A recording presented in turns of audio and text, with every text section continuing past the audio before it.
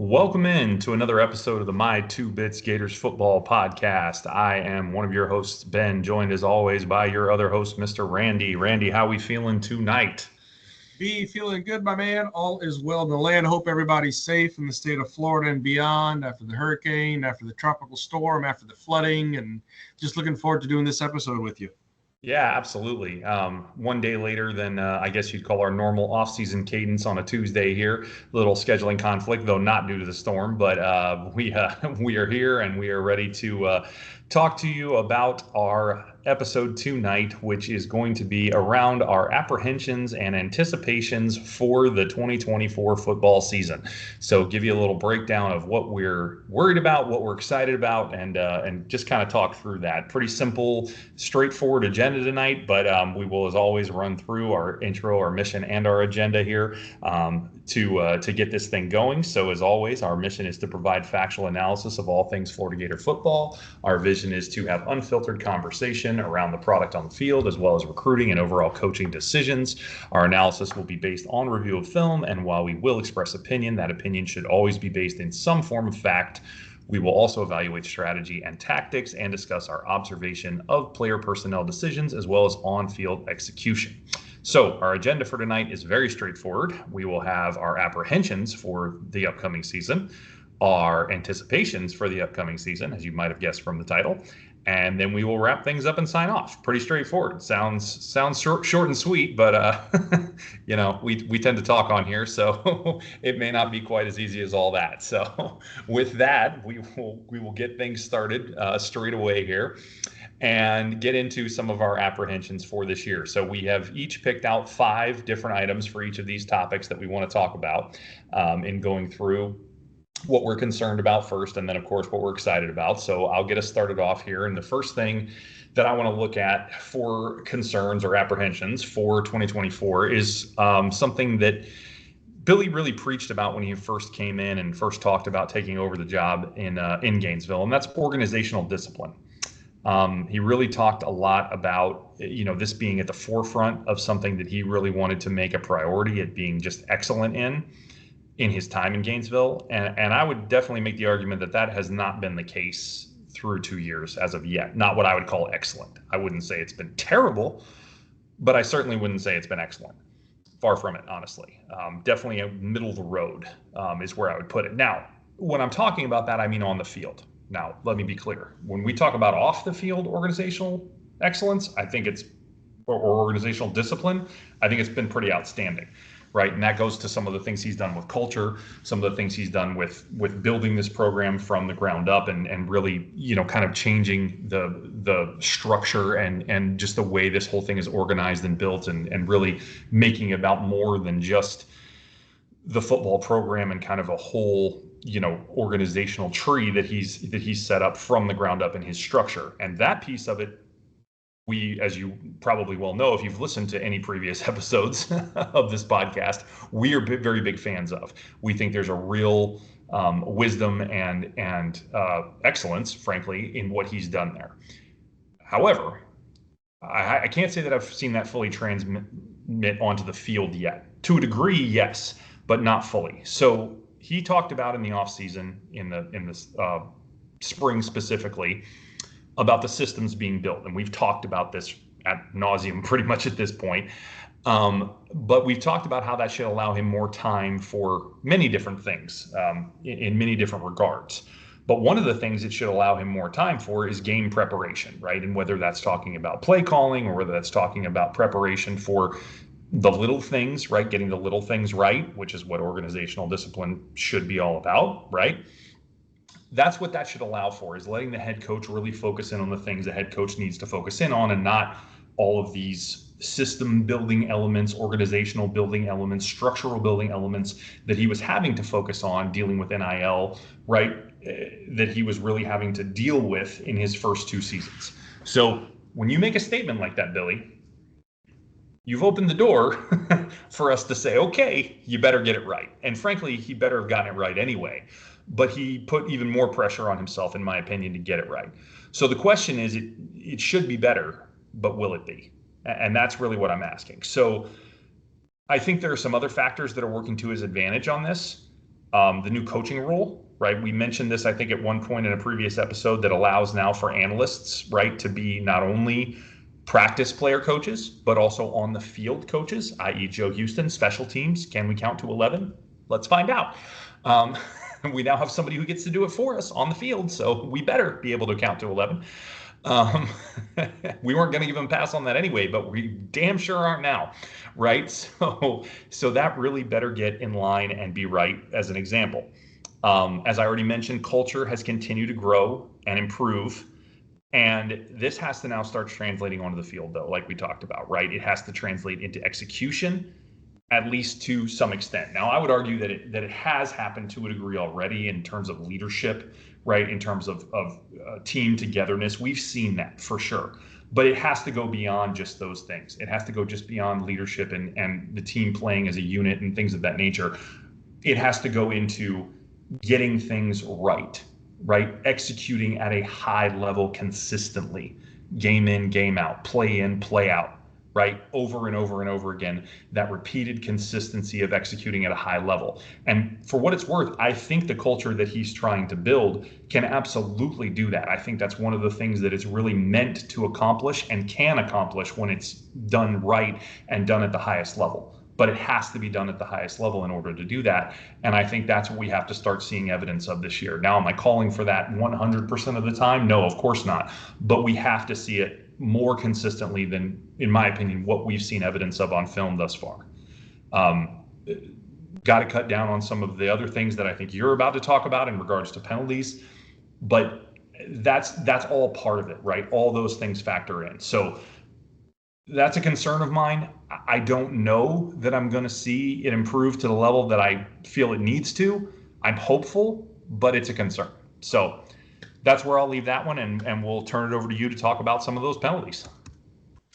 Awesome, my man. Hey, you got some great points in there, and I think the other thing that we're posturing is on our off-pod comments is cautiously optimistic, right? Mm-hmm.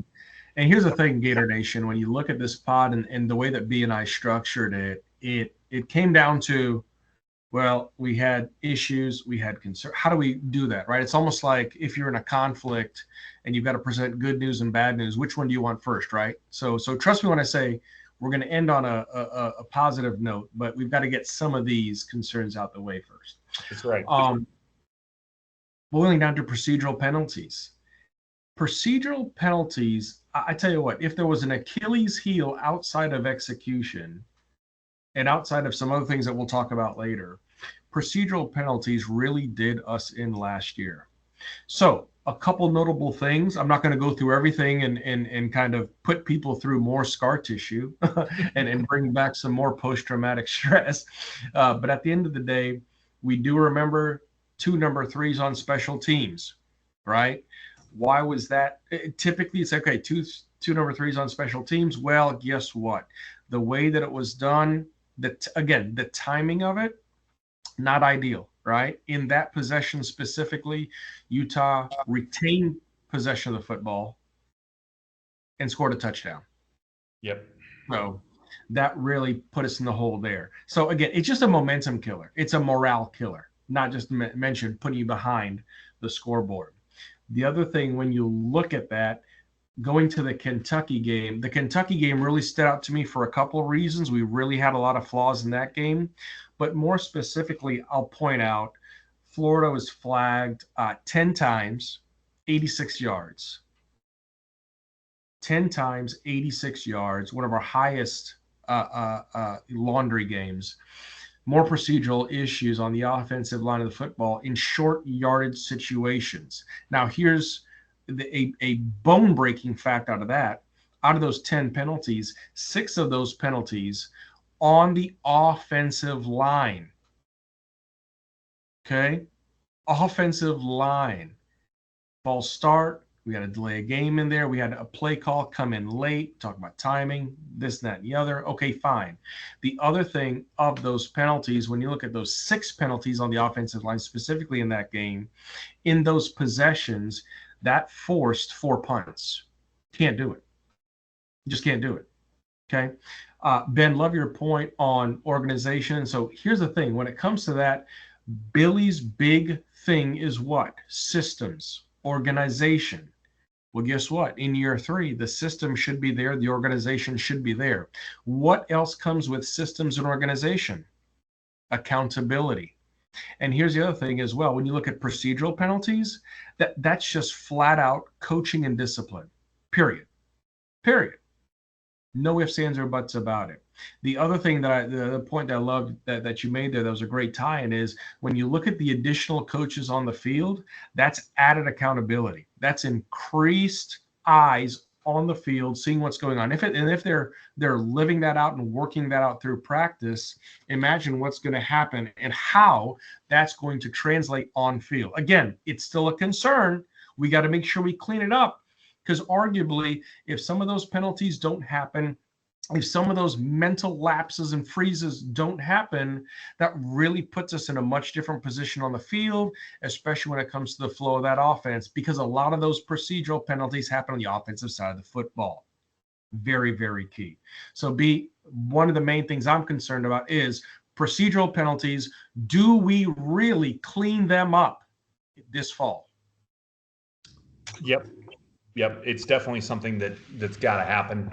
Again, it kind of goes back to that organizational excellence thing, and a piece of it, definitely a tie in there, and something that, goes to execution. And again, something that I feel like was promised, right. And now has to deliver. Right. And we've mentioned this before as well. Right. So absolutely a concern, absolutely something that I think can be cleaned up, and something that we can probably look for as something to track as the season goes along. And I feel like we probably will definitely be keeping an eye on as a very trackable statistic as the season goes along, right? And looking for, of the penalties we get flagged for, what are they, and how many of them would we classify as kind of procedural, avoidable type of things, right? In regards to that. So yeah, definitely good points. And definitely a key thing to keep an eye on, and to be, again, we're saying apprehensions, we're saying concerns. It's not, we don't want this to come across as things that we think are, definitely going to or not going to happen. It's just things that we'll call it unsure of, right? We see the potential, and I think hopefully in all of these points you hear us talk about ways that we can see this improve and think that this is able to improve in every one of these areas, right? And in many cases, I would say should improve, right? It's just, will it? And we don't necessarily have the confidence that it for sure is going to, or is going to the level that we need it to, right? So that's the key takeaway here. We don't want this to come off as some kind of session where it's like, oh, be worried about this, look out, this is going to be a problem, right? That's not what we're saying. But we want to also be balanced and not just look through the orange and blue glasses, right? And say, oh, everything's going to be great and there's not going to be any issues. And that's not realistic either, right? There are always going to be concerns and problems and things that could be better and improve. But the question is, do we see improvement, at least to a degree, in these areas where things really haven't been probably as good as they should have been, and we think they can get better? And the question is, will they, or will they to the degree that we need them to, right? And I think that's really important, maybe probably a point I should have started with. But anyway, moving along. All right, so in-game decision making and clock management, and also when to go and when not to go for it. So not to necessarily be confused with play calling, because that's a separate conversation that we will get to, though I will briefly touch on play calling in one specific scenario. These are some things that we've seen Billy, I don't even want to necessarily say struggle with, but we've seen some eyebrows raised in these different departments at times, especially in some of the bigger games. I feel like there's been some decision making in this regard that I definitely have gone, wait, what?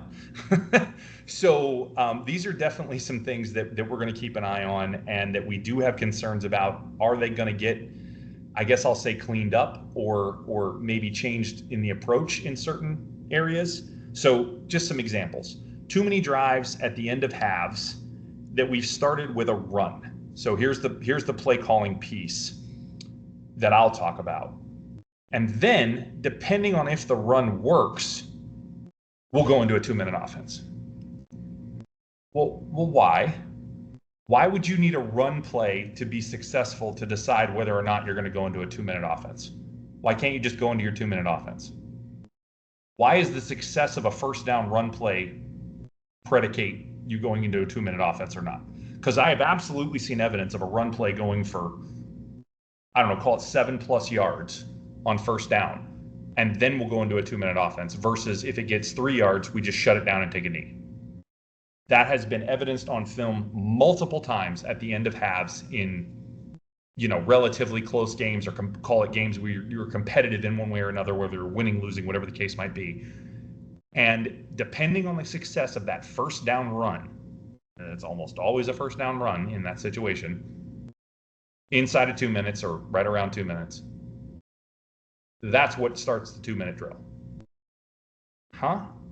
Why? Why is that necessary? So that's a big question mark for me. Randy's going to make a point about scared money later, but that to me is the definition of scared money. Why do you need a running play to work before you drop into a 2-minute offense? Just go into your 2-minute offense if you're going into it. So that's really very confusing to me on that one, and something I really want to see change. Going forward in situations that don't always make sense. So example here, seen multiple times on a 4th and 2 in our own territory. Now granted, it might be our own 40 or our own 42 or something like that, but we'll go for it, where we're giving the other team very good field position if we don't get it. Not saying we don't sometimes or most time get it, but it's a little questionable considering the field position. I can live with that, but then conversely, on a 4th and 3, from our opponent's 42-yard line, we punt. What? Why? If you're gonna look at the analytics on that and what the book says to do, right, and what all these analysts are there studying outcomes of plays and predictive analytics and what the book says and all these things, it would tell you go for it on their 42, you punt on your own if you're going to go by the book, right? In terms of what the actual prediction is. And in some cases, you go for it on both, for the record. It just depends on the scenario and the score and things of that nature. Time on the clock, all that stuff. But I've absolutely seen situations where he gets overly aggressive in our own territory, and then, I would call it overly conservative in opponent's territory, and it doesn't make any sense. So let's be consistent about that decision making, or at least do the things that make a little more sense, I would say. Again, just concerns there about, being too aggressive in certain situations and too conservative in others.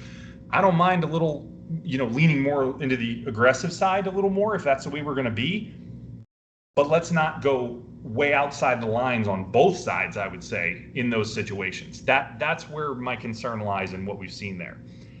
And the last point I'll make here is poor use of timeouts, often coming too late in the halves, waiting too long to use them so that you don't have enough clock left to take advantage of, or being forced to use them early because of lack of organizational discipline. Aha, a tie, right? Key reference here would be the Arkansas game, right? Had to take a timeout after coming back from, I think, a timeout, actually. I think it may have been an injury timeout, but nonetheless, couldn't get the play call in time, couldn't get it figured out, had to take a timeout to not get a delay game. And then what happened? We couldn't get the play off in time after a big game to get the field goal out, got the delay game 5 yards back. And of course, we all know what happened. Now, again, just discuss that ad nauseum. We know we may have not made the field goal from 5 yards closer, but still would have been a 5 yards closer field goal if you had a timeout. You didn't because of bad use of timeouts, whether that being forced by lack of organizational discipline or execution, or just not using them properly at the end of halves to manage the clock as best you can, right? So those are the things that I've seen evidence of, unfortunately, repeatedly. And things, again, I think need to really be cleaned up. Now, again, this all kind of goes back to the initial point, right? This can all tie back into if the systems are built and there's more time and there's more availability to go in and kind of really review and study and look at these things, this should get better. So I have faith, I guess I'll say, that the potential exists for this to improve. I really do. But I can't know it's going to happen, right? And it's things we need to watch out for. So with that, let's talk play calling. What you got? So play calling ties in with decision making because it all has to do with rhythm and being in flow and helping those things in the best way possible to achieve what you want to achieve. And let's go back to the press conference when Napier touched down. When he touched down, he said he was hired, or he and his staff, they were hired mainly because of their ability to score the football. You know, his 4 years at Louisiana, I want to say they averaged north of 32 points every single year, right? So that is a big deal, folks. But at the end of the day, the in-game play calling has there's much to be desired, right? So another concern is going to be what is going to happen in 2024 with the weapons that we have, with the improvements that we have, with the increase in coaching and accountability that we have, and everything that is to come. The other thing that those of you might or might not know, our good friend, Mr. Russ Callaway, has been upgraded with a quote-unquote significant role in the offense. What does that mean? We have no clue. All we know is that it's a significant role in the offense. For those of you who don't know, besides Russ's ties to the orange and blue, before the orange and blue, he was over in the New York Giants as an analyst. Before that, he was an analyst at LSU.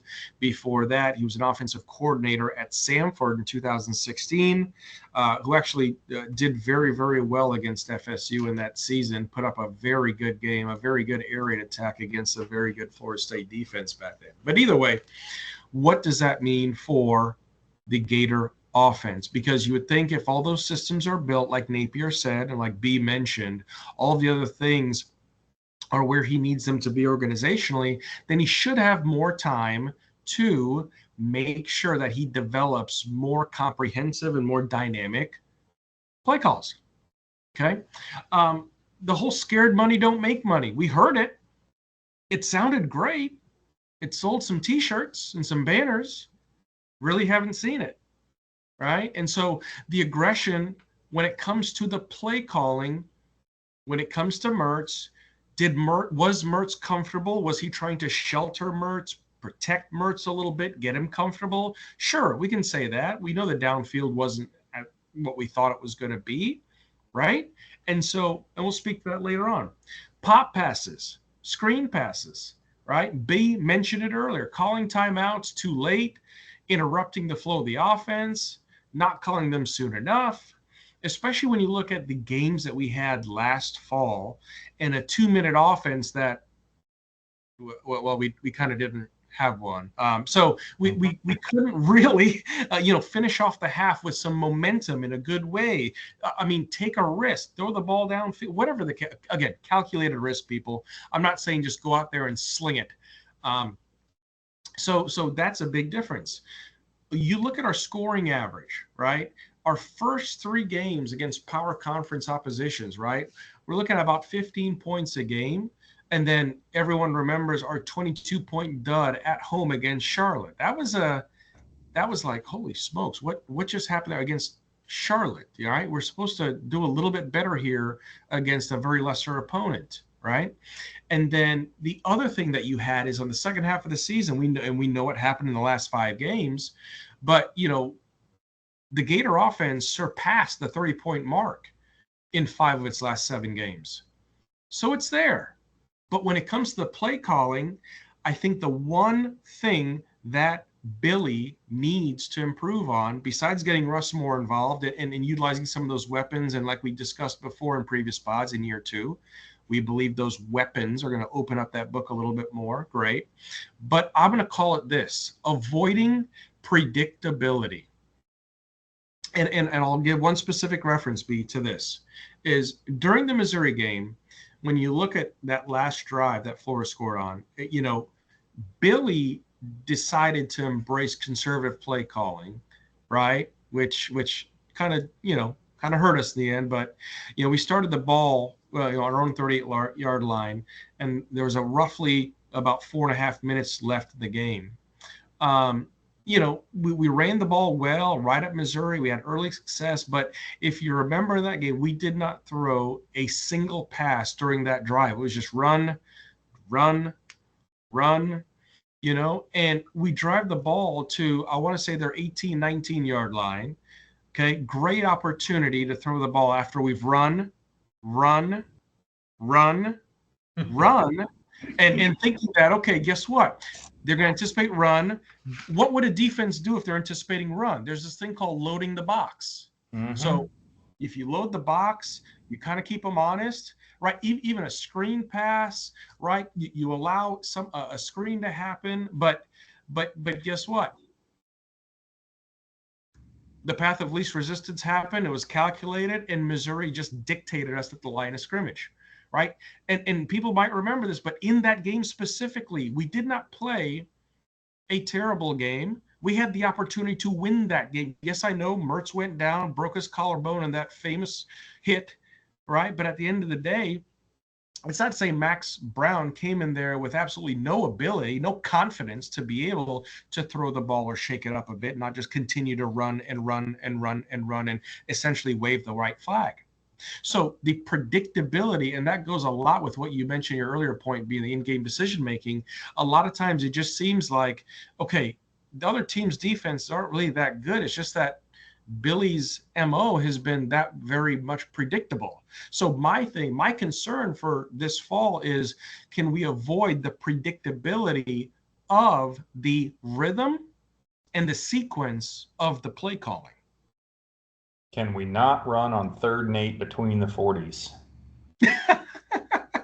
Yeah. My number one question. That's my number one question. Can we not run the ball on 3rd and 7 or 3rd and 6 plus between the 40s? That's what I want to know. That's really what I want to know. And we will see. But yes, your points are very, very valid. I think that there really is an interesting point there, and I think, it's interesting because one thing that I think maybe you didn't mention is that we did see him scheme up much better pre-planned drives in and out of halves, right? Beginning of halves, beginning of quarters, they looked much better last year than I think what we saw the year before. It seemed like he got much better at figuring that stuff out, throwing some more wrinkles in there. And as the season went along, even it looked better, right? And then when he was forced to not rely on that pre-scripted playbook, yeah, it's when we kind of sunk back into that shell, right? And we talked about that, of course, throughout the season, and I hope we don't have to talk about it again this season. Or if we're talking about it, we're talking about it in a much different way, right? We're talking about how we're not seeing as much of that, if any, and we're seeing some of that Callaway influence, or we're seeing him get a little more creative, and maybe that's because of Callaway or not, we don't know. But regardless, we're seeing him mix it up some more, and I think that'll come up in some of the points that we get to talk about when we get to our anticipation, which is good. I'm looking forward to that. So, moving along, our next point is going to be in regards to the offensive line. So we have talked about this as well. And as you may know, last year, our offensive line was not good. I won't go as far as to say it was terrible, but it was not a strength. And we called for that, by the way, preseason, looking back at the preseason pod for putting the agenda together for the next pod we do on our season preview, and going back to our first episode. We called for the offensive line probably being a weakness on the team last year, because we did our whole strength and weakness evaluation of each positional group, as we will do again this year. I don't know that it will be a strength of this year either. However, it definitely shows improvement on paper. But is that going to bear out into actually being an improvement on the field? Well, here's what I can say that I know. Across the board, there is more depth and more talent within that depth than what we had last year. And that's not in question. That is, without a doubt, provable uh, across the board at basically every position. Maybe right guard, there's still a question mark because we don't know about Damian, and his backup is not necessarily any more talented than the backup we had playing last year at that position. Maybe a little more talented at backup, I would say. But as a starter, will George be better than Richie Leonard, who he's replacing? I don't know. I don't know that he will. However, aside from that, I can say that I think there is an upgrade in talent pretty much across the board. And having said that, will these starters then kind of live up to that projection, play well together, gel as we have talked about, and perform as they need to? One thing I can say, and if you follow the Facebook page, you already know about this, because Barber recently, or actually Slaughter, recently was cited in an article stating that Barber actually played the majority of last year hurt. Before he actually went down with his injury, he was playing hurt. That is not something we were aware of during the season last year, that he was playing with basically a lingering injury. We had no idea that was the case. So if you were listening last year, we talked repeatedly that we didn't think Barber was playing as well at left tackle as he had played the season before at right tackle. We felt like maybe the position was more challenging for him for some reason. We didn't see him performing as well. Well, maybe that's because he had an injury that we didn't know about. So that's very interesting and very potentially exciting that he is now fully recovered and may very well play much better this season at left tackle. So that's a real bright spot potentially that we could see. Obviously, we know what we're getting back in Slaughter. Again, I think Najee Harris coming up after a productive freshman season is going to potentially be even better in his sophomore year. We have a lot of good things here. We're hearing about Rod Kearney, Cam Waits, the transfers in Dixon and Manuel, or Crenshaw, Dixon, and Manuel. I can go on and on and on, but the depth at line looks a lot better. Certainly, no question, the depth. I think the play at the tackles is going to improve without question, which should, of course, help us in pass blocking, so on and so on and so on. Again, on paper, this looks better, but we still can't know that it's actually going to be improved with any kind of significance until we see it. So it's a question mark until we know, right? So it should bear out, but you got to prove it. And that's where it sits. So that's the O-line. What you got on the D-line? Man, I can see why we've got some concerns. We do. And again, we gotta be honest, right? We gotta be honest about what things are potential issues and potential problems, right? Because otherwise we're just drinking opium and then you get all hyped up and then what happened, right? Why wasn't everything perfect? Why aren't we world beaters? Well, this is why. This is why. Absolutely. See, and that's the other thing, Gator Nation. That's what's tough, because it's easy to be a homer. Real easy to be a homer. It's very tough to be objective. We're trying to be, but also not be a Debbie Downer. Again, no relation to the previous storm that just came through Florida, Georgia, Nice. Carolina. Nice. Yeah, good timing. Dad jokes. Yeah, 3.0. But here's the thing. These are real concerns. So I'm going to go to defensive line.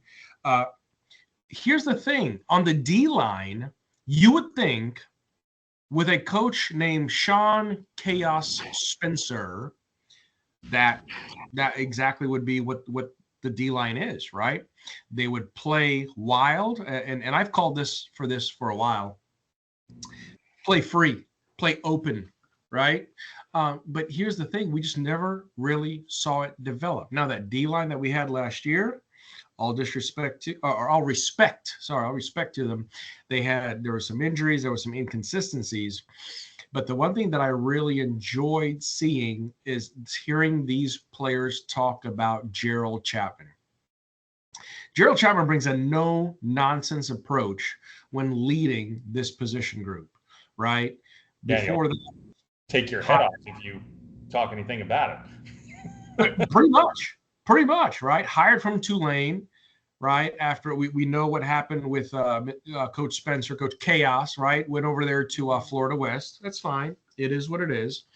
But with that, when you look at his coaching history, as far as the time that he spent on the D line in Wisconsin, Tennessee State, defensive back, linebacker, defensive back, linebacker, D line, Tennessee State, in Cincinnati, in the NFL, defensive assistant, line, outside linebackers, defensive analyst at Louisiana State, line coach, line assistant, line analyst.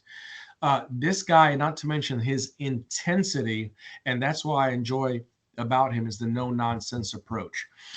He's very famous with the players talking about mentality, attacking what's in front of you.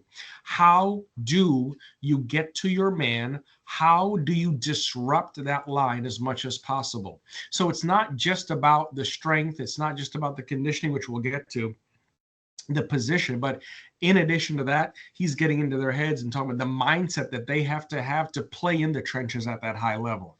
I think that's huge. We need to look to generate more pass rushing up front, period. If you guys don't know, we only recorded 22 sacks in 2023. 22 sacks. Ranked 12th out of 14 teams in the SEC. Okay? I'm sorry, unacceptable. Unacceptable. So let's talk about some of the personnel, right? You got Cam Jackson. This is interesting. Cam Jackson, 6'6", 376, coming back. Check this out. He actually slimmed down to 350 because he was quoted as saying, I had 0 sacks last year. I need to create more impact on the line. Right? Caleb Banks, 6'6", 3. He went from 335 to 319. Those two are back on the inside. So they've slimmed down. Okay, we're going to talk to that about that in a little bit. But they definitely have the height. They definitely have the width. But now, by losing a little bit of weight, baby fat, whatever you want to call it, they're leaner, they're meaner. That's phenomenal. We got Big Daz coming in there at 6'5", 460, okay? Jamari Lyons, 6'5", 295 is going to return. He's been in the system a couple of years. He's going to provide some depth as well as Big Daz, okay? You have got Florida, who dipped into the transfer portal to add Joey Slackman. And for those of you who don't know, the Ivy League Defensive Player of the Year from Penn. We talked about him before. He was a little bit banged up here in the spring. So we'll see what kind of influence he has coming in here in the fall. Justice Boone back from the ACL surgery. We talked about Justice a few pods ago as far as what he means to this team, his leadership, his voice. Okay. Tyreek Sapp went from, he's 6'3", right? Went from about 285 to 275. Another returner. So when you look at what's going to happen between Jackson and Banks and Sapp on that line, phenomenal. Okay, you got a rising sophomore in TJ Searcy, right? Looking to have a much improved year after recording 3.5 tackles for loss last season. Kelby Collins, 1.5 sacks last season. Okay, Cameron James also contributing as the edge rushers this fall. And the thing about Cameron is Cameron James has the ability at 6'4", 272, the ability to play inside and outside. Okay, outside of that, you've got a transfer edge rusher in Mr. Gums, George Gums out of Northern Illinois. Okay, had a great spring game, 1.5 sacks. Okay, Quincy Ivory, 2023 JUCO transfer edge rusher. Okay, so he's gotten some more reps. He's more comfortable in the system. Not to mention, you have 5-star incoming freshman LJ McCray. There it is. Okay. That's what I'm waiting for. Right, rated number 6 nationally recruited by ESPN. Now, most people don't realize this, right? 6'6", 276. Okay, this guy enrolled early. He's going to see the field this year as a freshman. Yeah, and here's the best part about this and B, you know this, the speed of the game between high school and college D1 much different, right? LJ enrolled early, and every single coach, Gerald, Coach Napier, wow, you know what? He enrolled earlier, but guess what? He fits right in. Yep. He fits right in. He hasn't missed a beat. He's right there. Again, working on his technique, working on position, working on his hips and hands, doing what he needs to do to get up to speed, literally and figuratively. But he fits right in, does not look out of place at all. Okay. So, again, like we've mentioned before in previous pods, on paper, these things look great. Still a concern, though, because are they going to have the continuity? Are they going to have the chemistry to be able to orchestrate as a unit and do what they need to do to disrupt line play and win in the trenches? Still a concern for this ball. Yep. So again, it's a thing that we have concern about because of what it looked like last year. But we'll get to more of this later. I think it's also a thing that we have a lot of excitement about, and we're going to talk about many elements of the defense that we have excitement about as well. So it's not to say that we just because we have concerns, we also don't have excitement. It's a concern because it's an unknown, right? And there's things that we can't know because we haven't seen it bear out on film, right? We base our analysis on film. It's in our vision statement every time we start this pod. So because we don't have film, right, no matter what it says on paper, no matter what it says in the stat sheet or in the score line, or some of the stats that we'll give you later in regards to weight training, some of the stats that Randy just gave you in regards to weight training, right, and some of the strength and conditioning things that I'm going to share with you later. At the end of the day, until we see it on film and it proves out, we don't know, because we are not willing to make an assessment that is going to say definitively that we know until we see the proof. Bingo. And that's why we have concern. Not because we don't think it can be or think it will be even, but it's because the word think is in there and we can't say we know. And that's why the concern is there, because it's an unknown still until we have the proof. So that's a really key element in all of this. So just something to keep in mind. Anything else you want to say on D-line? No, well said. Great way of tempering the expectation as far as how we are presenting this information. Absolutely. Absolutely. And to that point, one little precursor before I bring up the next point. But we wrote this last week before some news dropped near or around the weekend in regards to the player's status that I'm about to mention. But so we did not know that going in, and so I think part of this is going to, and this point will come up again later when things we're looking forward to, but know that going in regards to this. And so some of these things may seem a little mispositioned because of that, but just know that we're talking about the entire scope of the season, no pun intended on scope. But we are talking about this holistically for the season. What's that? I see what you did there. I'll take that one. Yeah. But it is for the whole season and not just for week 1 or possibly week 2. And of course, now you know I'm talking about Montrell.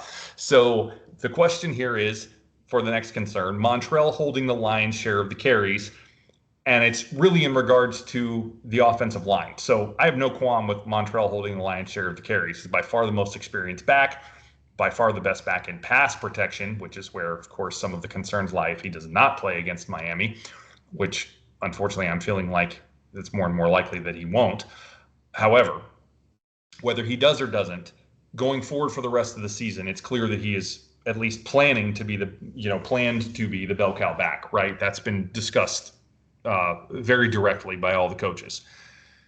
And my only concern there is, if our offensive line is not, I don't know what word I want to use here. I don't want to say significantly improved, but we'll say better than marginally improved, right? Moderately improved. How about moderately improved?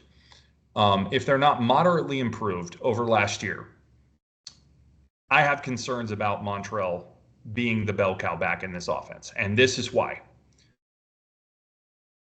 Montrell's ability to adjust to broken plays or blocks that are not held is just not stellar. It just isn't. His strength, what he excels at, is hitting a gap that he is supposed to hit with purpose and power and accelerating through it to gain solid yardage. He is very, very, very good at that. Very good at it. One of the best, honestly, I've ever seen. His vision to hit the correct hole and the correct gap, especially in a zone running scheme, is outstanding. But if the correct hole and the correct gap aren't there because the offensive line hasn't blocked it properly, Montrell struggles.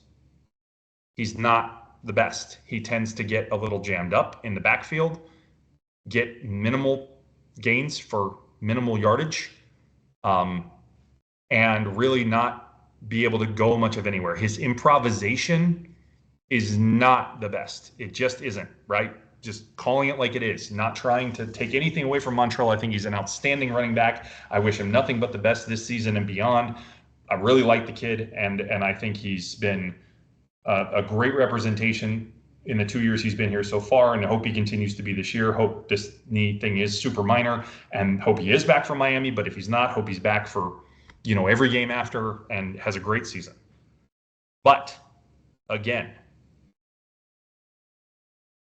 it's just not his strength if the O-line isn't doing a decent job at what they're supposed to be doing. And we, again, don't know that is what's going to happen. Again, we suspect it will be better than it was last year, but we just can't know until we see it. So the concern I have is when this is your bell cow back and we know this isn't what he excels at, and we also don't know that your O-line is going to improve significantly enough, moderately enough, to allow for it to be a system that he can excel in, all of a sudden, those are two things that may really not gel well together. And that's a concern, should it arise. It may not. But if it does, that's a problem. Or at least it could be.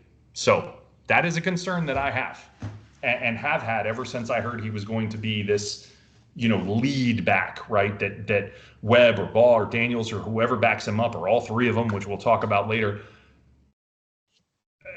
is probably going to see, 25, 30% of the carries in a game, maybe 35 tops, that he's going to have, the lion's share of the carries in a game.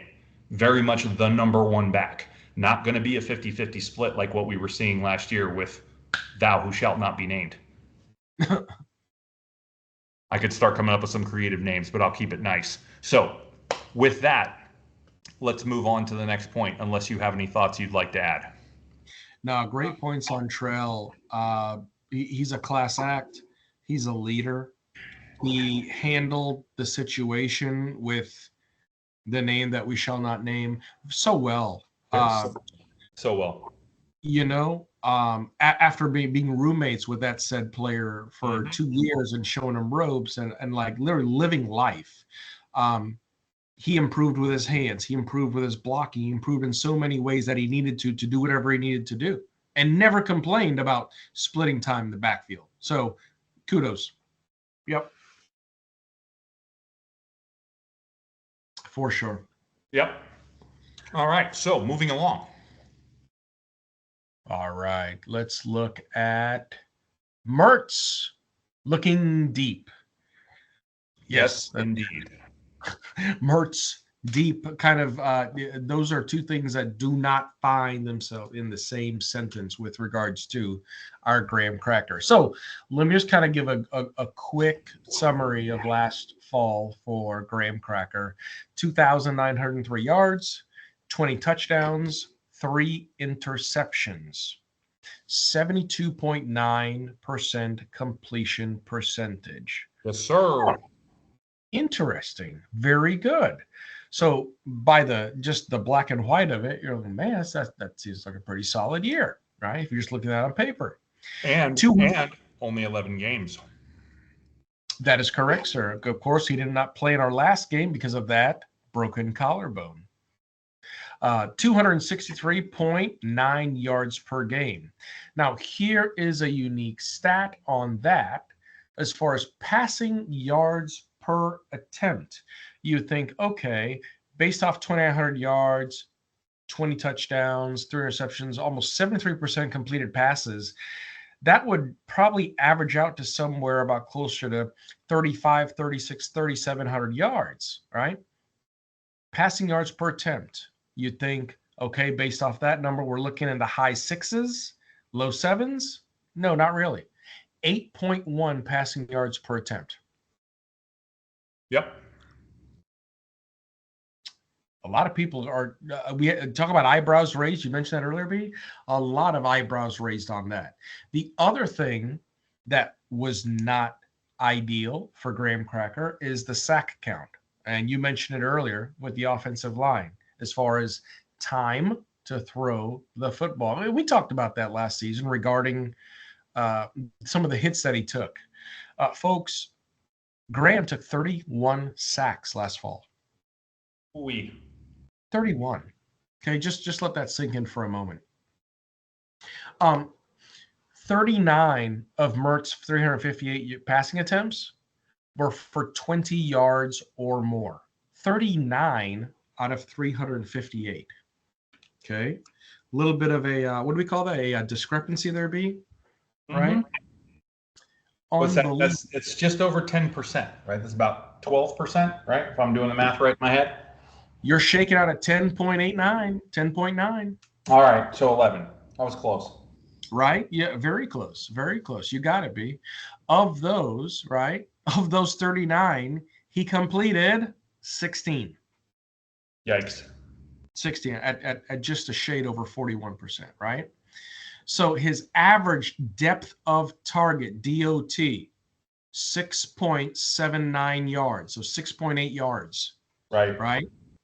Which was actually about 3 yards less than a top tier QB, Jaden Daniels. So there you go. All right. So the other thing is, upon closer examination, we know that Mertz did the majority of his damage in short ranges, right? Of his 358, right? When you look at the amount of yardage he accumulated, you would think with his completion percentage and everything else, he would throw for probably 3,500 yards. It just didn't happen. Was it the confidence? And again, we went back to this earlier talking about the play calling. Was it Billy trying to protect Graham a little bit? Was it Graham? He knew Graham's inaccuracy, his maybe anxiety around throwing the deep ball. Don't know. I think we know, for the record. We talked about this last year. Sorry to interject, but I think we do know. We talked about this a lot last year. I put more of this on Napier's play design than I do anything else, right? When you look, those routes downfield were often just flat out not open.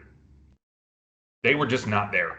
And if they were there, as you mentioned already, often Graham did not have the time to find the receiver or have the route develop before he was going to get hit.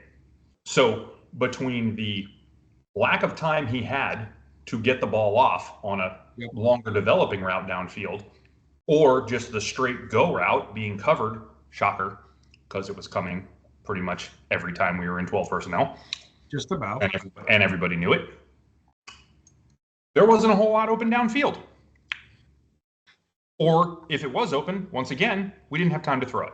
So you tell me how in those scenarios that's Graham's fault. I don't see it. But that's not the point we're talking about here. Please continue. No, and B, that's the other thing too. That's one thing I enjoy about this dialogue. It's a great point, right? So what improves that, right? What improves does a more mobile quarterback improve that? That's the relevant question. Well said. Does a more maybe because we've seen a lot of mobile quarterbacks have a lot of negative yardage. Okay, and then and I wasn't saying that. I wasn't saying the mobile piece. I was just saying what does improve it is the relevant question. Sorry. No, 100%. But that's the other thing too, right? Because look, okay, I'm going to give you a stat here that most people might not know. I found our deep ball attempt rate in 2022, 19.6%. You want to make a guess what it was in the fall of 23 last year? Sure, go for it. You said 41 out of, well, didn't we just say it? Wasn't it like 11? Didn't you just say that? Bingo. 11%. Florida's big deep difference. ball attempt rate went from almost 20% to almost cut in half. Okay, so what did that do? Besides the fact that Graham had roughly 2.2 seconds to throw the ball, and we need roughly plus 3 to 3.5 seconds for him to go through the progressions, do what he needs to do to check down, and whatever the case might be, to find the open receiver if that play is going to develop properly downfield. But it definitely limited explosive plays. Yes, explosive plays where we really need to shift momentum and shift the flow of the game and really get this offense humming. So I thought that was a huge stat as far as going from 20% down to 11. That's an awesome stat. Nice find. And furthermore, what I'll add is let's look at the differences between the 22 offensive line and the 23 offensive line. Now, obviously, we had a different quarterback too. All know that. Yeah. We all know about the cannon that AR possesses, without question. However, having more time to throw is having more time to throw. Yep. And if AR didn't have time to throw, he would have just tucked it and run. Let's be real. Not saying anything is wrong with that, but at the end of the day, that's what he likely would have done in most of those circumstances because it's what he was capable of doing. Yes. Whereas Mertz obviously is just going to have to take the sack in most of those instances, unless he, decides to go all, channeling Tebow and break his collarbone. But yeah, he took 31 sacks. Exactly. And that's the difference in my mind there, is that you saw more of those attempts because this offense does, in theory, generate some more of those things. I'd like to know what our completion rate was on them in 2022. Not saying you need to have that, but I'm just saying I don't think it was that much better. But yeah, I was curious. I doubt it was much better. In fact, I'm almost sure it wasn't because AR's completion rate was 53% that season. So something in that neighborhood. But at the end of the day, what you're looking at there is a situation where he was maybe able to throw it deep more because he had better protection. That's what it comes down to, because he did. Without question, he did. So anyway, back to the point of what happens with Mertz this year, needing to throw deep more or being encouraged to throw deep more or whatever the case may be.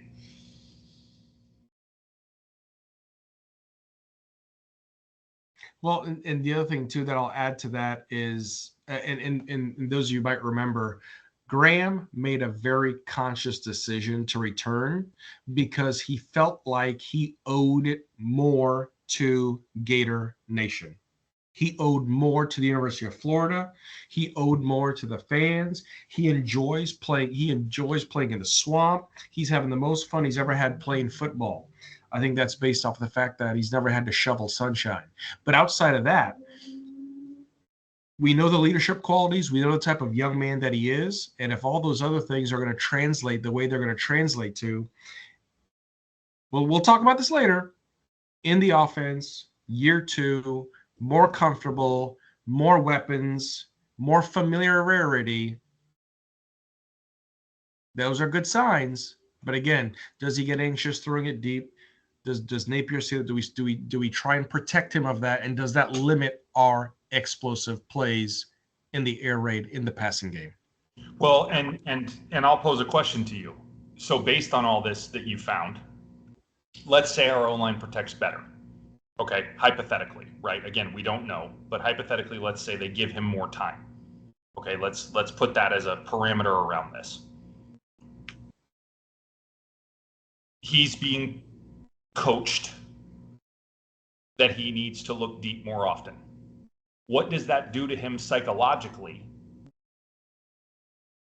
in regards to reading the field, his progressions, his thought process? And I know you don't know, I'm just asking a hypothetical here, but what do you think that does to him when he was doing such a good job of being a game manager last year, making the right read in most cases, whether that be because of what the defense was giving him from a coverage standpoint or from a pass rush standpoint, right? Or both. Does the fact that he is being tasked with doing this, at least to some degree, this year, even if we're going to give you that most of the time his pass protection is better, which again we don't know, but I'll give it to you as a fixed variable in this equation. What does that do to him psychologically in regards to his feel and comfortability with this offense? Does it impact him negatively? Does it potentially affect his TD to INT ratio, his completion percentage? I mean, I think it has to affect his completion percentage for what it's worth. And that's potentially okay, but does it mess with his TD to INT ratio? Does it mess with his psyche, his confidence, his post-snap reads of the field? Are any of these things negatively impacted? Or does he simply have a better command of the offense and know what's going on and is able to work that in as long as he knows his pass pro is there? What's your take? And again, I know this is maybe getting into the 2.0 thing we're going to talk about later, but so you don't have to give too much of that away, but just give me a short version answer to that. Okay, so last year, 2,900 yards, 20 touchdowns, 3 INTs, 72% completions.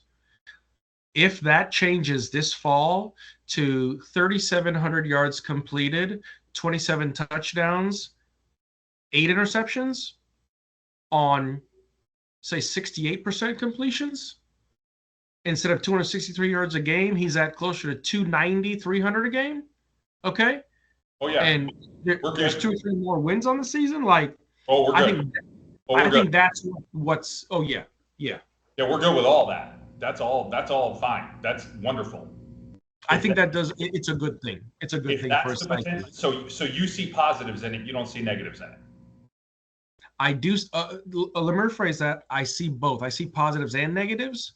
But if he's ready to take the reins of this offense, like I feel like he is, I'll see the positive. All right. So, and again, this gets into the thing. So again, it's an unknown, right? So it's things we don't know, but there is definitely some stuff to be hopeful about. And again, we'll talk about it in a minute. So we'll move on because we've belabored this point pretty good. So, yeah, sure. So 2 more points here of concern, and then we get to the fun stuff. So my final point of concern here is, as you might imagine, as many have belabored the point in the media, online, you name it, any other podcast you've probably listened to, the schedule. And we've, of course, belabored it in a 2-hour pod that we did in review of all these teams that we're going to play. I am not going to take 2 hours to talk about it, I promise. But despite all the talk about it, this schedule can wear a team out. So I want to talk more about the mental aspect here, because we've talked about the difficulty of the games and the potential for everything else. But there's a mental aspect here that I don't think we've really gotten into. At the end of the day, this is a ton of big games. This is probably more big games in a season than I've ever even thought about seeing a team play. You have the potential to play almost certainly at least 7 ranked teams throughout the season, possibly 8. There are currently 8 on the preseason schedule. And frankly, it may end up being 9. That potential exists, but when we actually play them, I'm not saying there'll be 9 at the end of the season, but when we face them, we could face 9 ranked teams on this schedule. That possibility is in play. I don't think that's what's going to happen. I think it'll be 7 or 8 when we actually face the team, but it's possible it's 9. That's daunting mentally when you're like, okay, man, we just had a big game. What's up next week? Oh, huge game. Cool. What's up next week? Oh, huge game? Cool. Week after that? Oh, big game. Week after that? Oh, huge game. What? When's our week off, man? Week 2 is the answer. That's it. Maybe you could argue week 4 to a degree, but it's on the road and there's a lot of cowbells involved, so it's going to be loud as hell. I don't know that really qualifies as a week off. I certainly wouldn't call it a week off, but you know what I mean? Just a slightly easier test. There are really no down weeks. You know, UCF, as much as we kind of talked about it being, you know, a little bit of a talent discrepancy and everything else, CBS just came out with their preseason rankings. They ranked us 37, UCF 38th. And Kentucky 37, or 32nd, by the way, which is laughable, but that's a whole other conversation.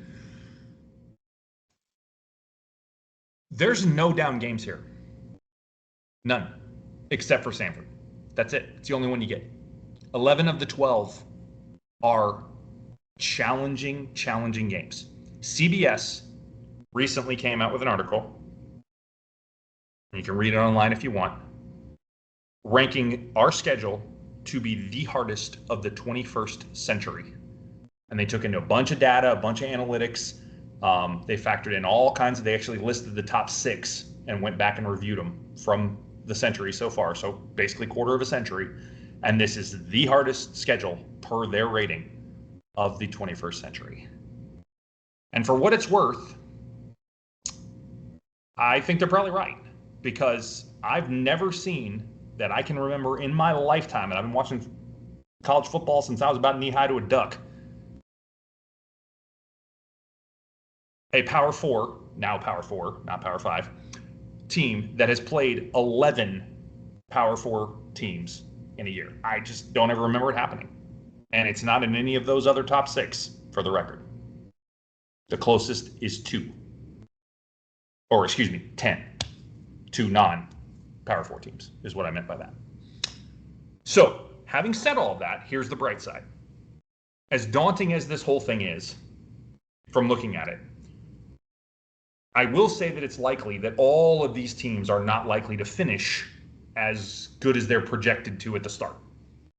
So there may be a little light at the end of some of these tunnels, pun intended.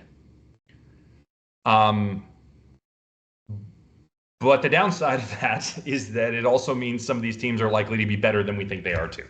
So I gave you a silver lining and then I took it away. But that's all I got. It's really hard and it's going to be incredibly mentally taxing. And the only thing I can say also positive, I will try to end on a positive note, is what I have seen from this team, especially this year's group, is they do seem to be incredibly tight-knit and cohesive and really about each other and the process and the goal and the work, as Napier has said in one of his press conferences. And they really seem bought in as much as any of his team so far has been bought in. It's pretty much fully his roster, and the guys that weren't his clearly have stayed for a reason because they have bought in. And I think this culture thing is really going to take a turn this year, and it's going to need to, because you're going to need it for a gauntlet like they're going to run this entire season. So hold on to your hats, because here we go. But I think this team is as well equipped as you're going to see to be able to get through it, is the only upside. So here we go. The only thing I took from that was I've been watching college football since you've been knee high to a duck. That was a good one. I like that. All right. So, folks, we promise that our concerns are coming to an end. Last one. Yeah, they are coming to an end. So, last thing I'm going to talk about is defensive execution, right? Are we going to see improvement? Are we marginal? Can we tackle better, right? And so the way that I title this is Florida ready to tackle one of its biggest problems? And I'll just leave it at that. All right. Last year's defense, 116 missed tackles in the SEC. Number 1 missed tackle rate at 24.7%. We know that there was an issue with tackling. We know that there was an issue with wrapping up other players. We know there was an issue with positioning when it came to tackling, fundamentals when it came to tackling. And when you look at the defensive execution, although there was talent last year, we can argue we still had the downside of that talent gap. So, one of the biggest improvements that we look at that defensive execution is going to be the addition of Mr. Will Harris.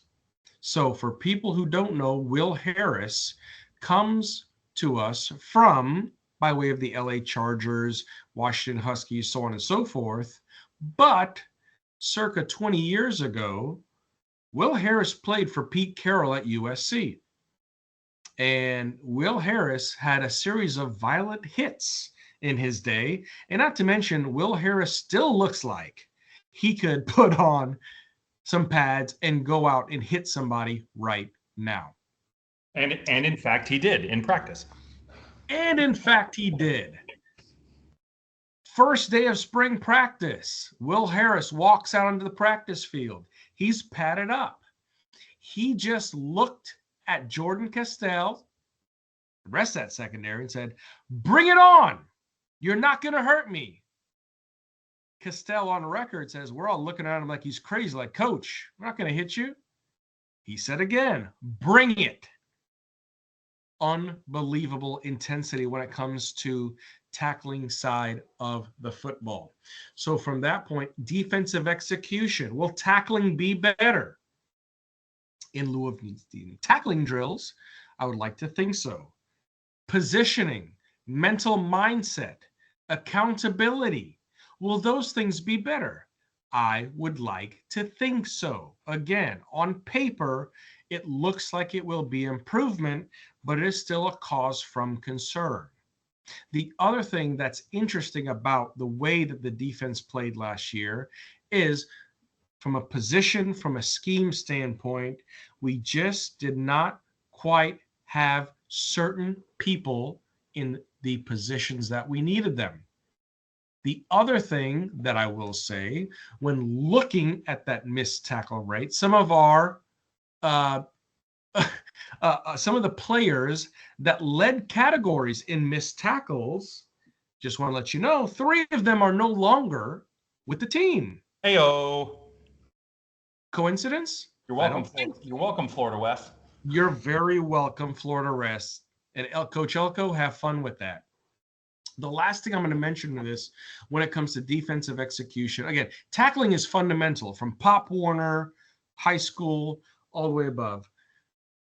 This is a stat that sickened me, and I'm sorry I found it. And B, I'm gonna say it, and I know you hate this team with a passion. 2 teams with a passion, but this team especially, I know you hate losing to. Everyone remembers what Ray Davis did last year in that game. And I'm sorry if you have to block your ears. I understand.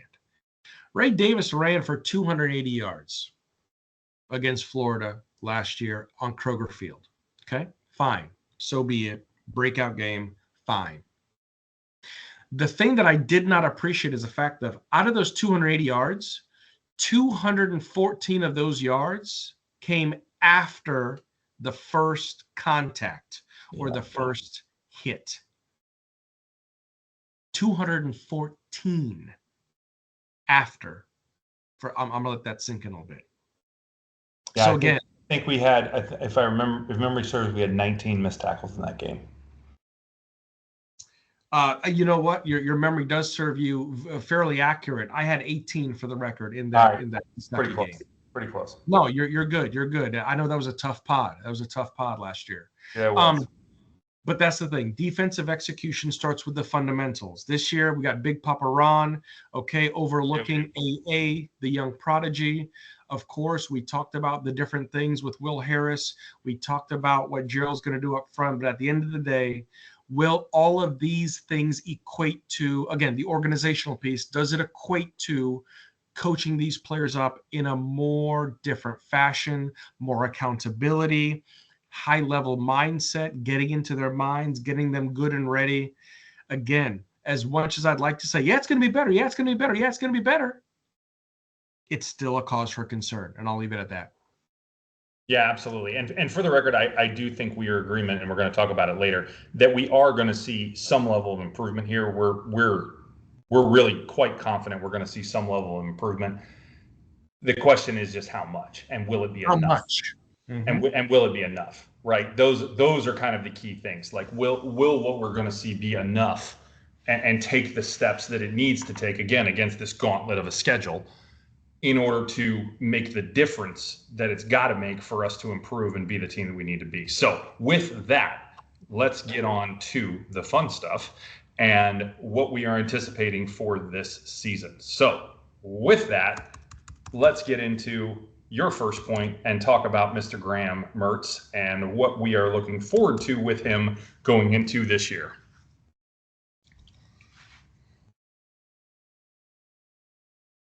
I think you might be muted.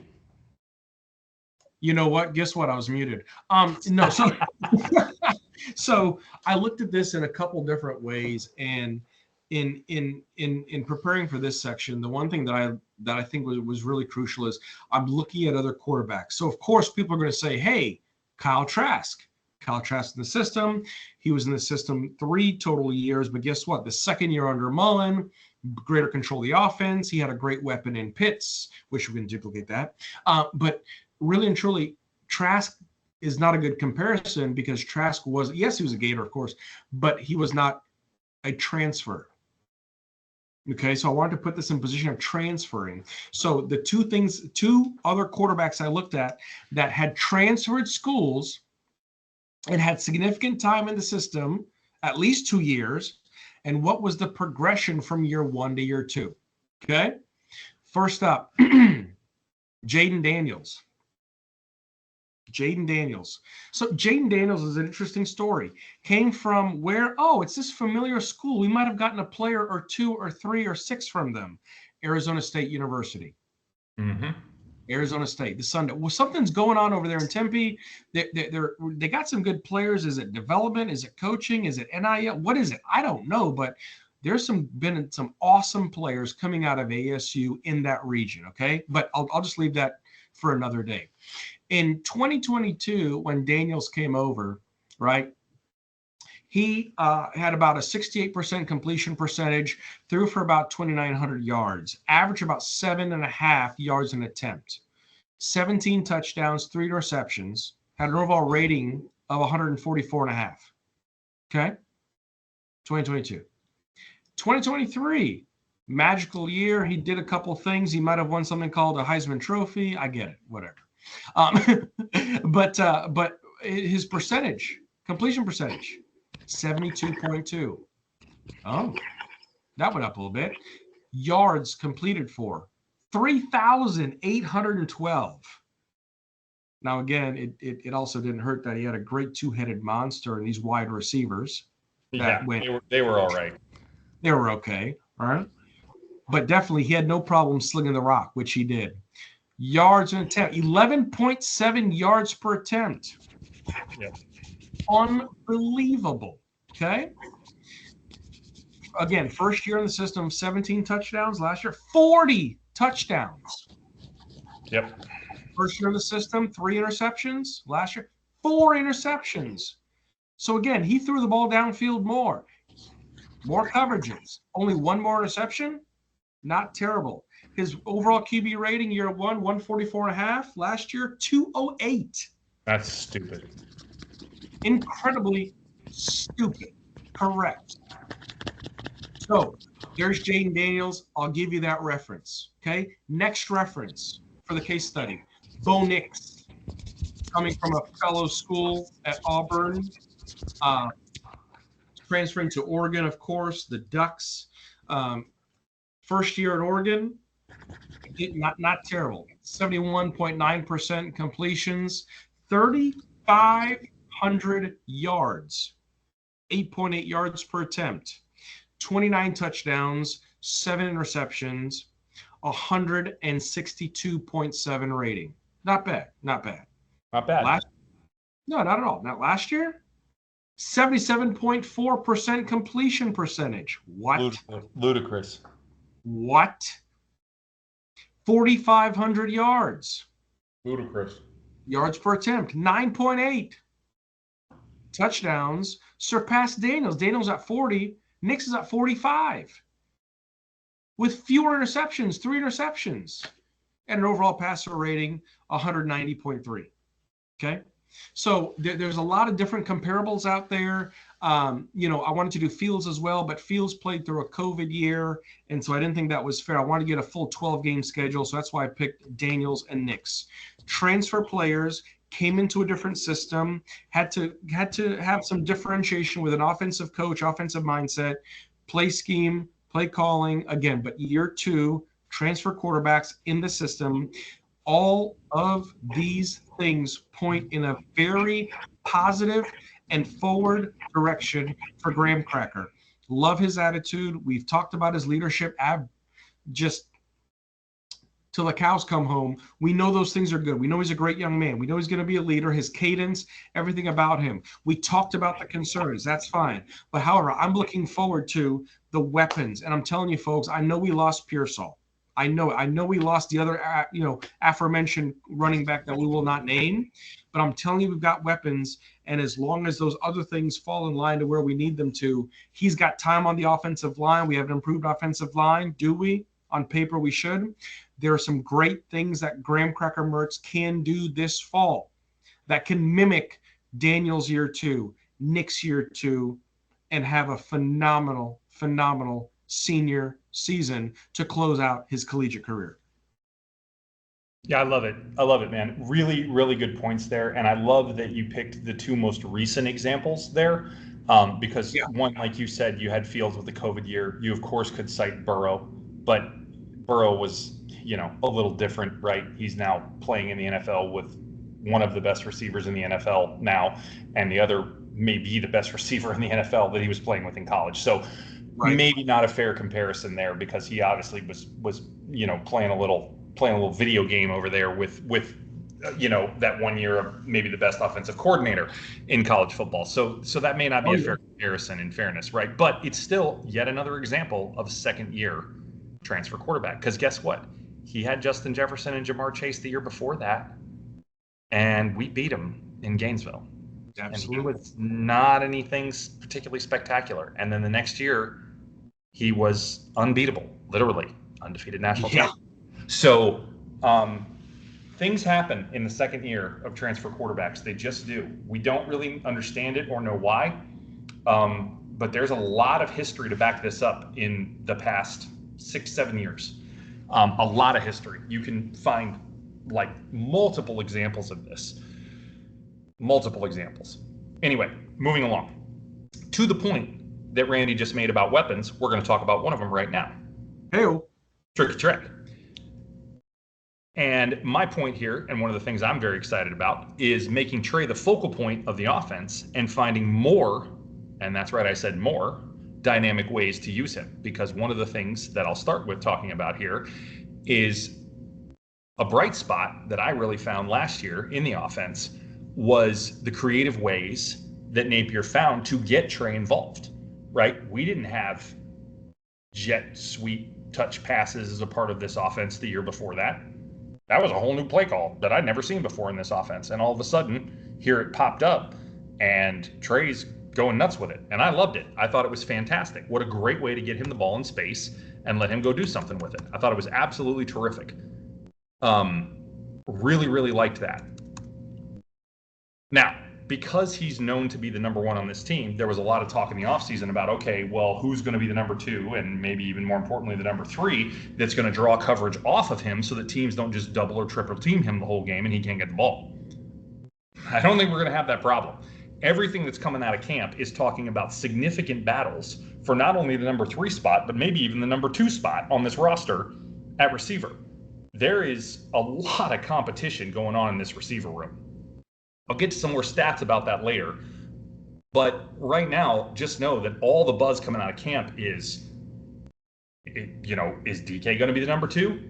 Is Badger going to be the number 2? Is Mizell going to be, a starting receiver? Is Gene going to be a starting receiver? Is Khalil going to end up sneaking his way back into the starting rotation, despite him, thinking that he wasn't necessarily going to be with Badger transferring in? Maybe he will. There is just player after player after player that is getting mentioned as having outstanding results so far in camp. I know it's only a weekend. It doesn't matter. There is chatter everywhere about these guys at camp so far, especially at the receiver position, showing out and really looking good pretty much across the board. And that includes Mr. Trey. I have heard, and I quote, he has been uncoverable so far in camp. There's not a DB on this team, including our best cover corner in Devin Moore, that has been able to lock him down consistently. Okay, that'll work. I'll take it, because Devin Moore has proved that he is an outstanding cover corner. And if Trey is working him consistently, that means he's ready to go. Last point I'll make.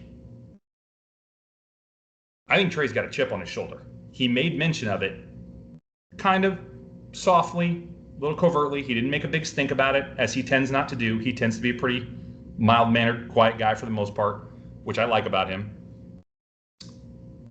I don't think he liked very much not being picked to any All-American or SEC teams for the most part. I think one magazine did pick him as like second team.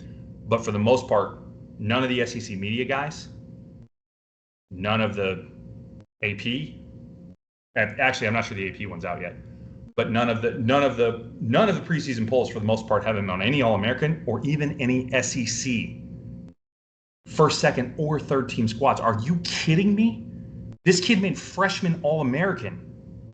Freshman All-American. Not all SEC, freshman All-American last year. And you don't have him on any of these squads, first, second, or third team? Get out of Dodge, man. You're out of your minds. You're out of your minds. You're also out of your minds having anybody above Jeremy Crawshaw as first string punter, by the way. And not a single one of them did he make first string SEC, but that's a whole nother conversation. These guys are stupid, but that's a whole different conversation. But not one pick for him on any of these squads, and he's pissed about it. And I don't blame him. I don't blame him. That is disrespect, and it's not okay. And I think he is going to show them why they all are about to have a whole lot of crow to eat in regards to him this year. So, with that, I'm excited to see Mr. Trey tear it up this season.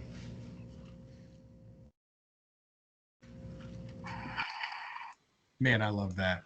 There's nothing like some written material or unwritten material. You know, when people talk about Michael Jeffrey Jordan back in the day, trying to make some stuff up about this player or that player to get in their head or give them an edge or whatever. This is a great example of that, but it's not made up. I mean, how do you not include him in that list of just unreal, really unreal to me. Pretty nuts. All right. So let's talk about the three-headed monster that is at running back. Again, I think the main thing to note is the aforementioned player that is no longer in a running back position. Is it a loss? Sure. Is it a big loss? I don't know. We do know, as B mentioned, we got a little bit of a loss. Okay. Montreal, it's a knee scope. Great point, by the way, the scope of it. We know scopes go in, you clean out some scar tissue, this, that, and the other. I saw that he suited up, right? Very light running, obviously no contact. How long will Montreal be out? We don't know. But the new three-headed monster we're looking at is Treyon Webb, Jaden Baugh, Kenny Daniels. Okay. These three guys, again, the thing that we're missing with trail out, the experience, especially in the blocking game, pass protection game, that's going to be important. He's improved hands. Not sure yet what Webb's hands look like, but I'll tell you what, the one thing that I've enjoyed seeing out of Webb and Baugh, the joystick ability. We saw it a little bit in the spring game, and the spring game is what the spring game is. But repeatedly, we keep hearing out of camp Webb and Baugh's ability to run north-south. Yeah, they're shifty. Yeah, they can turn. But the way that they turn, the way that they pivot, and the way they get that first step. So this was the biggest thing when comparing Trail last year to the other aforementioned running back, was that first step. Yeah. Okay, especially when you're looking at finding a gap. Reading that gap the right way and exploding. Okay. Trell was more of your bruiser, your bigger back, right? But the way Webb and Baugh have the ability to run, holy smokes. They have great vision. They have great speed. It's really going to be interesting to see how Webb steps up, especially with Trell being out, to be essentially RB number one. But it's when looking at Baugh and what he did, and great campaign, by the way, to bring him here, right? Run the dang ball. Yeah, buddy. Great vision, great kid, Very, very high football IQ, understands the schemes, understands the gaps, understands the zones where he needs to go. And then when we thought Jacoby Jackson was going to be there, guess what? Kenny Daniels comes out of nowhere and is like, you know what? I'm competing for this to be RB number 3. And Daniels has shown some amazing improvement in camp, especially when it comes to learning the play, learning some of those design plays. So I know it sounds bad with Trell being out. It's like, oh no, here we go again. We're not going to have running back. There's going to be more pressure on Mertz and to do this and create plays. And I really don't think we're going to see it. I'm really looking forward to see Treon Webb have a breakout year because he's a repeat Gator. Of course, Jaden Baugh coming in, Daniels coming in. They're new Gators, but at the end of the day, they have all the potential in the world. Great speed, great vision, overall great kid. They're great learners, very high football IQs. So that's also going to help them to pick up the offense a lot sooner. And if they are able, again, revamped offensive line, we talked about it before, with regards to the gaps. If those things happen and the speed takes over, I'm not saying it's Rainey and Demps again, but there's every bit of potential. We can get back to some of that spotlighting and have some really big runs, really help on the explosive play game. And so looking forward to see what they're able to do this fall in making us, not want to say miss Trell, but fill that gap in more ways than 10. Yeah, absolutely. And again, Trell's not likely to miss certainly more than 2 games. And the only reason he missed the second is just because we don't need him to play against Samford, right? So in all, barring something really weird, he's back for Florida West, right? At worst. And again, he may play against Miami. I just starting to get the feeling he may not.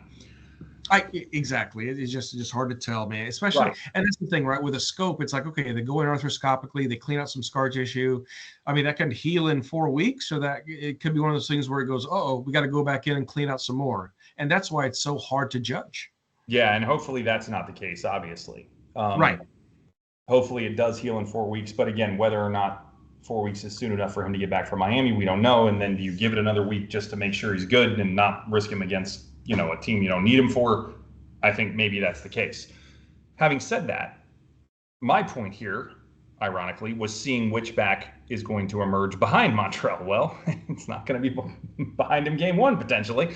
And so, interestingly enough, you talked about speed. You talked about, the emergence of these guys. If you want to talk speed, it's Webb and Daniels, right? Baugh's not as quick. He's not as fast. He might be quicker, but he's not as fast. Sure. Difference between quick and fast, right? But Webb and Daniels have the speed, no question. They are the fast ones, for sure. They both are very fast. Baugh is not as fast. He's bigger. But God, is he shifty, right? We talked about this after the spring game. And I think if you want to talk about the most dangerous back there, it might be him because of the combination of the size and the shiftiness. I can't ever remember seeing a back of his size, 6'1", 227, by the way, as of now, that's looking like Shady McCoy back there making jump cuts. I'm just floored by it, man. Shady was small, man. He wasn't a big back. He was 5'7", maybe 205 playing weight in the NFL, maybe 205, maybe 200. This guy's got 25 pounds on him and 5 inches. Like, what are we talking about here? This is crazy. This is crazy to see a guy that size moving like this, shifty like this, making guys miss like he is. You don't need death-defying speed if you can make guys miss in the open field and, like you said, joystick it up. It's crazy to see this guy move the way he does. It's absolutely wild to me. So in my opinion, he could end up being the most dangerous one that actually emerges to be kind of like that threat, especially if our O-line is not as solid as we would like them to be, because that's the guy that can take a broken play, a play that's not blocked perfectly, and still make a 15-yard gain out of it because he made 4 guys miss. That is your dude for that. So he may end up being the one, especially this year, that really jumps out, regardless of what happens with Montrell. And that's my pick for it. Now, there's still definitely positives to Webb and Daniels. You mentioned it. Webb has great vision and really good speed, and Daniels has potentially better vision and better speed. He's crazy fast. You mentioned Jacoby Jackson. He potentially could do something too. I don't know. I'm not going to trust the spring game footage I saw on him because he was playing against third string guys.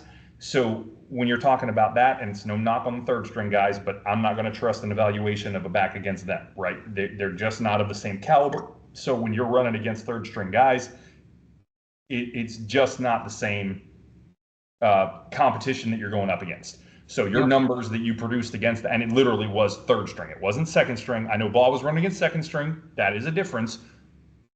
But I saw what I saw with Ball. Like, that was undeniable what he was doing.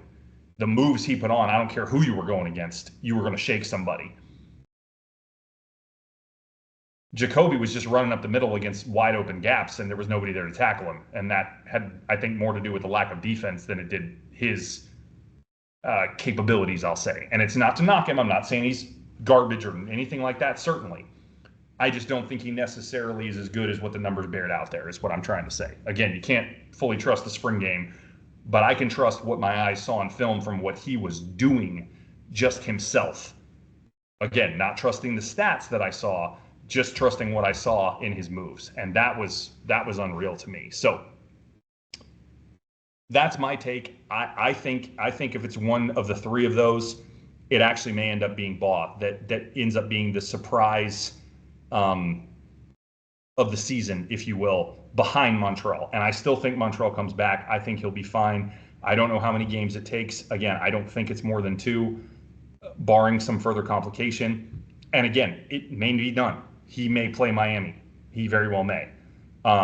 But even if he does, I wonder if he gets less snaps because of this, and we still don't see some more involvement from these guys. So it'll be very interesting to see how that develops early in the season. But I think by the time we get into game 3, game 4, on down the road, it'll be back to Montreal kind of taking on the expected load that he was going to have. So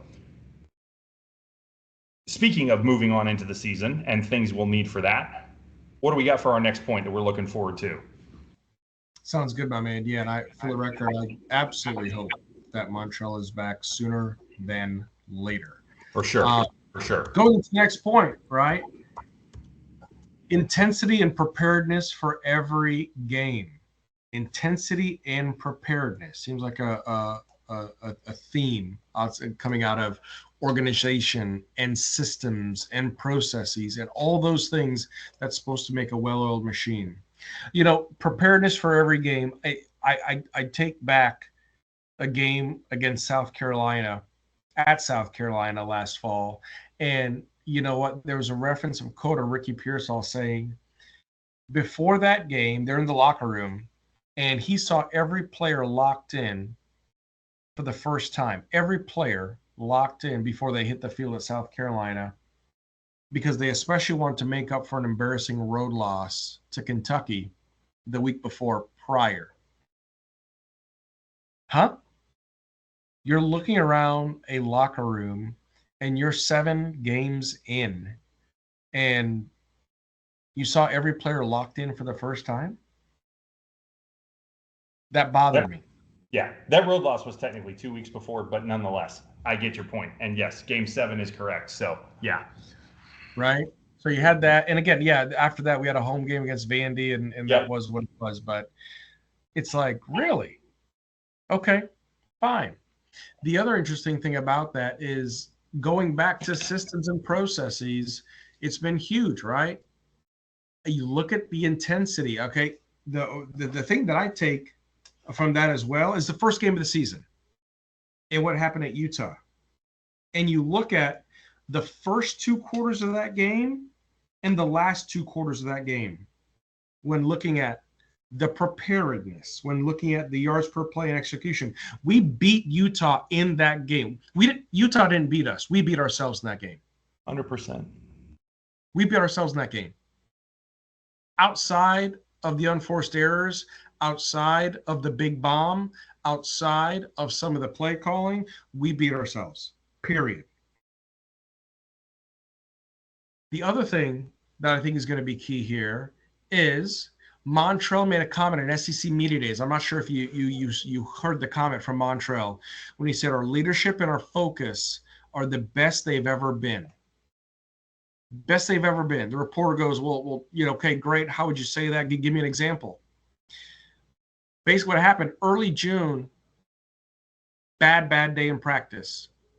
Bad practice. The intensity wasn't there. They didn't practice good at all. After it ended, everyone's walking off the field to go home. People kind of get out there as quick as they can. He said the team's leadership's like, nope, we need to talk about this right now. So Johnson, Mertz, senior linebacker Derek Wingo, he's still around, people. Yeah, buddy. And senior running back Cam Carroll. Cam Carroll transferred from Tulane a couple of years ago, another human joysticky type, torn ACL. He's going to be back in some way, shape, or form, not 100%. But they basically stood up amongst the group and said, we're not going home yet. We need to talk about this. Today's effort was unacceptable. We can't do that again, quote unquote. We cannot afford to have any setbacks, quote unquote. We need to get better daily. We need to put that into everyone's head every single day. And I say we change our mentality, end quote.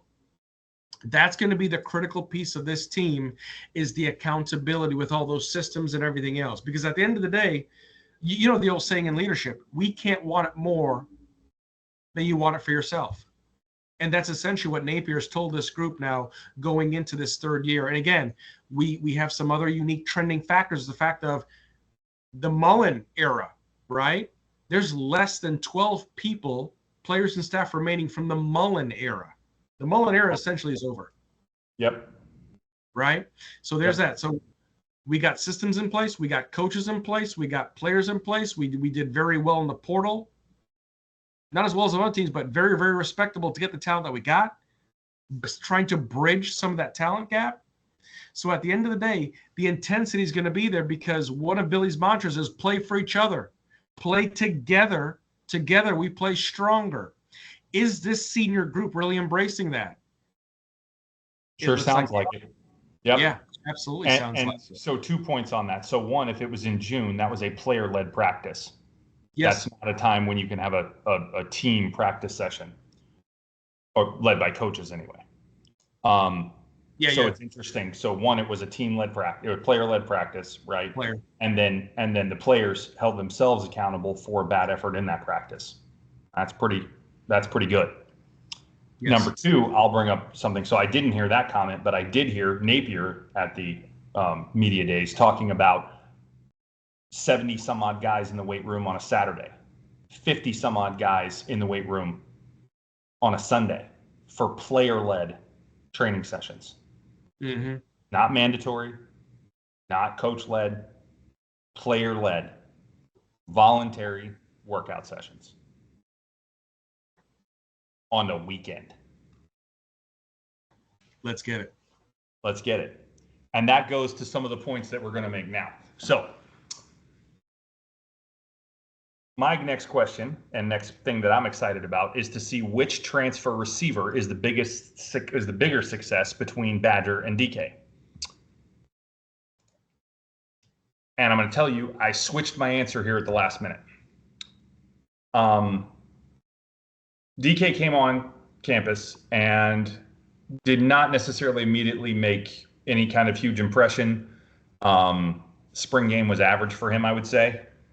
Yeah. Badger has come on later, obviously, came in the spring portal, so after the spring game, and has made a really strong impression in the first week of camp so far, I would say, and in the off-season workouts that he's been a part of. But obviously camp is where you're going to see more of the evidence. My pick was going to be Badger until I did a little digging this week into DK. Uh-oh. And I've switched my pick. One, I think DK is almost certainly going to end up being the number 2 receiver on this offense. He has set multiple speed records, personal bests at speed. I found stats. I don't know what year,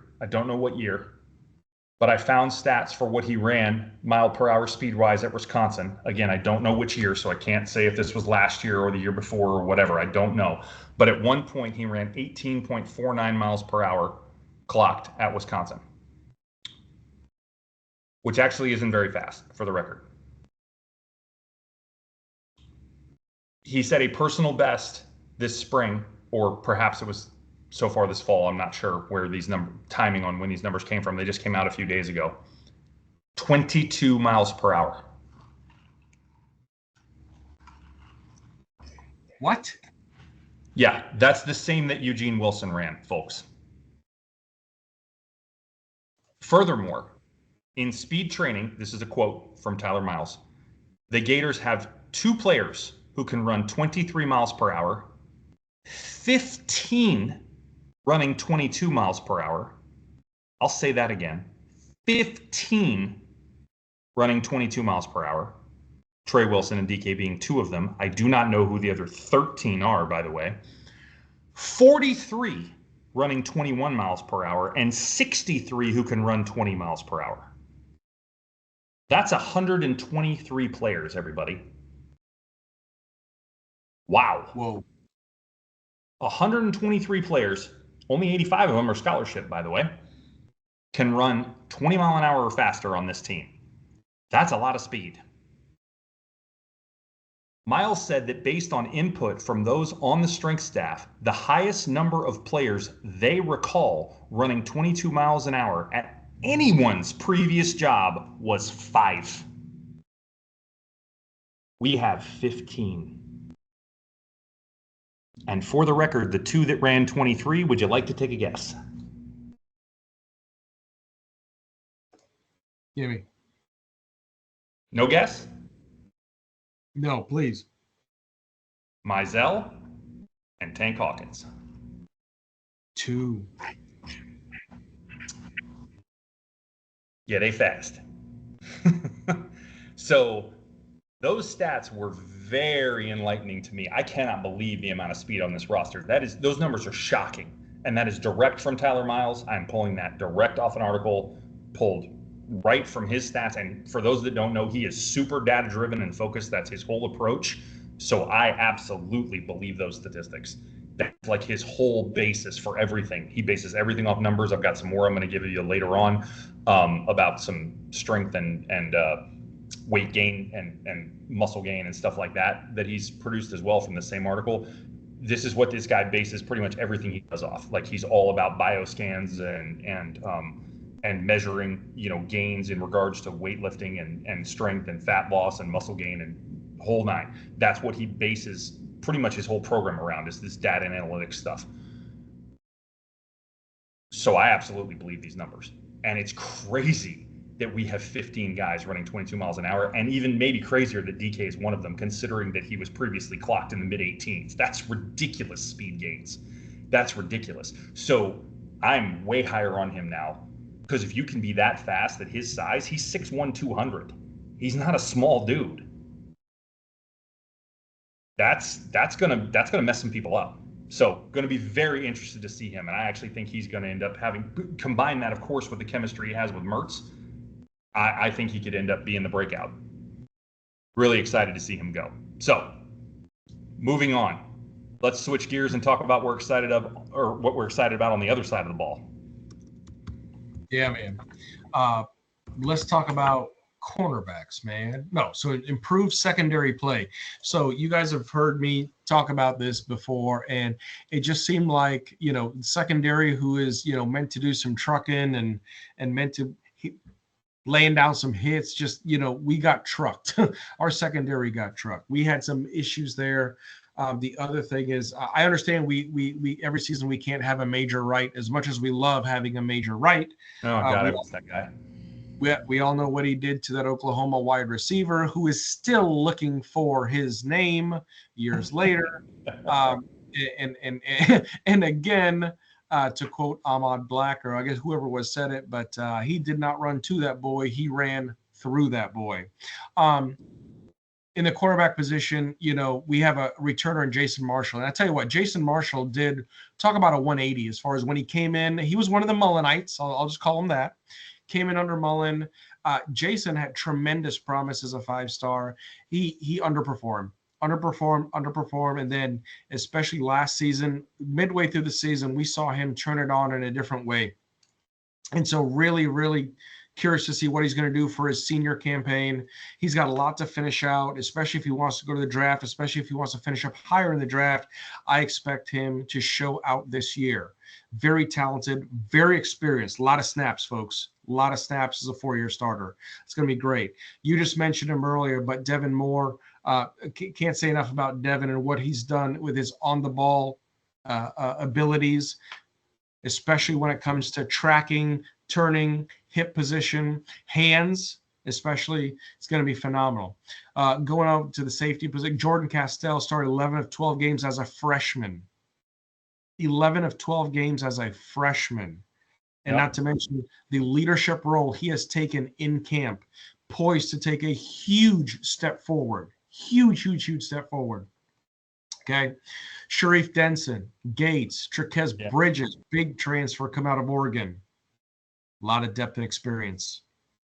Talking about depth and experience, DJ Douglas, safety, come out of Tulane. Depth and experience. Asa Turner from Washington. You think, okay, Washington, no big deal, right? Asa Turner played in the national championship game. Asa Turner played for Will Harris when Will Harris was a coach at Washington. So phenomenal there. Another name that's going to come back into the fold at some point in time, Cormani McClain. I don't think this season, but maybe. Maybe. He broke our hearts years ago. Former 5-star DB, came back from Colorado, preferred walk-on. Guess what? He's back in the orange and blue, and he's made some tremendous strides. He's grown up a lot. He's bought into the system. I think he's a different person. Well, Jameer, we'll see. The jury's still out on that, but we'll see. Fair enough. Jameer Grimsley, top 200 defensive back from Alabama. Thank you, Dark Sith Lord, for retiring and leaving the game. Jameer Grimsley, the only reason why he went to Alabama was to play for the Dark Sith Lord. And when he retired, after he was on campus for a couple of weeks, said, you know what? Okay, yeah. Obviously, Will Harris was in touch with him, picked up the relationship, came back. Huge talent there. He was one to watch from Shamar, right, at Media Days. He said him and Gregory Smith and somebody else, but he was on the watch list, right? Exactly. Yep. Exactly. So look at what we've got there coming back, folks. Just look at what we have coming back. The other thing I will say about that is most of you might not know this, but the name Baya Rasul. B, does that name ring a bell? No, it doesn't, actually. No, it doesn't. So here's the thing. After Napier hired Harris, he and Napier had a conversation. So Will Harris talked about, okay, what else do we need? The cornerbacks. Yeah. Now I know who you're talking about. I got it now. Right? Yep. And guess what? They went out and got Baya Rasul. So while he was at Bowling Green, he manufactured a secondary that ranked 4th in passes intercepted, 12th in passing yards allowed per game, just under 180 yards, 44th in teams pass efficiency defense, okay, 25th in total defense, just under 326 yards a game, and led the country, I'll repeat that, led the country with 29 total turnovers forced. And he brought him in as an analyst, and now he can coach. And everybody said Napier was stupid. How about that? Why bring this guy as an analyst? Why do you have more analysts and coaches than players? What does that look like again? Okay, so guess what? Again, it all goes back to, I know we sound like a broken record, systems, processes, positioning, accountability, and that should equal on the field success. If Will Harris has these guys playing at the level that we think that they're going to, and Rasul's going to come in there and also gel all of that together, much improved secondary play, better with tackling, better with fundamentals, better with positioning and scheme, and better what? Execution, period. Absolutely. Give me your take right now. I'm putting you on the spot. Yeah. Most, I'll call it breakout player in the secondary this year. Who's your breakout player in the secondary this year? Not necessarily like, surprise, but just like who's the just like head and shoulders best guy in the secondary this year overall? Safeties, corners, nickel, whatever. Who is it? I tell you what, my initial gut is Castell because he's got a lot to prove after his freshman campaign. I think he's going to show out at Florida West. Between he and Denson, that's my pick. I like Denson. I got Denson, man. I think he's going to tear it up. He did a lot of great things last year, and he's just poised to have a really, really good season. And again, he was not that far off. But don't sleep on Devin Moore, because if Eugene Wilson just did an interview and said Devin Moore is going in the first round next year. So really, if our best receiver says Devin Moore is going in the first round next year, he might know something about coverage corners. So okay, just throwing that out there too. Don't sleep on him. So he might be your surprise too, but he's got to stay healthy, and we know he's had issues with that. And for those who saw the practice report today that he was in a black jersey, don't worry. Napier came out, said he's just got an abscess tonsil. It's nothing to worry about. So there you go. Moving along, who will be the best transfer player on the defense? I did this question earlier for receiver. Now I'm going to do it for the defensive side of the ball. So we have more to choose from here. We have Howard, we have Gums, we have Turner, we have Douglas, we have Bridges, we have Slackman. We got a lot of transfers on defense. So I'm going to start by narrowing my list, because your likely starters are Howard, Turner, and maybe Slackman, though even if he's not a starter, he's going to get very good snaps. So regardless, Douglas and Bridges are going to get good time also in all likelihood. Gums is your question mark here. He did show promise in the spring game, certainly. He looked really good, but I don't know that he's going to see a ton of time. I do think he might get in some situational, maybe some like third and longs, because he looks like he can get after the quarterback. But long story short, I think the guys that are most in contention for this are Howard and Turner and maybe Slackman. But I think it really probably comes down to Turner and Howard. My pick is going to be based on camp feedback, the spring game, but also the position where we probably need it the most. And it's not to say because we're untalented at the position overall, certainly, but it's where we probably showed, in my opinion, the greatest need for help in the role alongside the other player. Try not to give this away. So my pick to that end is going to be Pup. It's going to be Howard. Because I think of his ability to impact the defense from his position slightly more overall, right? You're more of a general at linebacker than at safety, right, on the defensive side. Now, obviously, that's going to be Shamar much more than it'll be Pup, certainly, with his leadership and his experience and everything else. But from everything that I've seen so far on film, granted it's a small sample size, but from everything I've seen, from his missed tackle numbers last year at South Carolina, granted limited snaps, but they were extremely low. I can't recall them right now, but it might have even been 0. I'm going off the top of my head, though. He looks the part of an SEC linebacker through and through. He looks like he knows how to play the schemes that we need him to play, find the gaps we need him to find, make the tackles we need him to make, and cover the passes we need him to cover. He looks like the all-around linebacker that we need in that spot. I think he's going to start almost unquestionably at this point, and I think he's going to be a fantastic complement to Shamar, and the thing that Shamar has been missing as a complement, quite frankly, since he's been actively in the role of starter. And you can take that for exactly what it means, because he's been starting for exactly 1 year. So figure it out. Long story short, that's my pick. It is close. Turner, I think, is going to be an outstanding acquisition. I think he's going to be a dynamite strong safety. I think he's going to put the Uck back in truck in that secondary, and I'm really looking forward to seeing him play. But I think the overall impact is going to be just slightly higher from Pup. And I'm really excited about both these guys is the long story short. And I'm excited about Slackman too. By the way, Napier got quoted today. It's hilarious. He said one of the things that's become his tradition after practice in the fall is to take a dip in the cold tub, Napier. And he said, so to give you an idea about what kind of guy Joey Slackman is, he came and did a cannonball into the cold tub today. Oh boy. So apparently he's a nut, but in a good way. He's just full on like total total football guy and just all intensity all the time, and really been a fantastic addition to the roster. So really like him too. But anyway, that's my pick. I'm curious. What do you think? What's yours between those guys? Oh my gosh, Lord!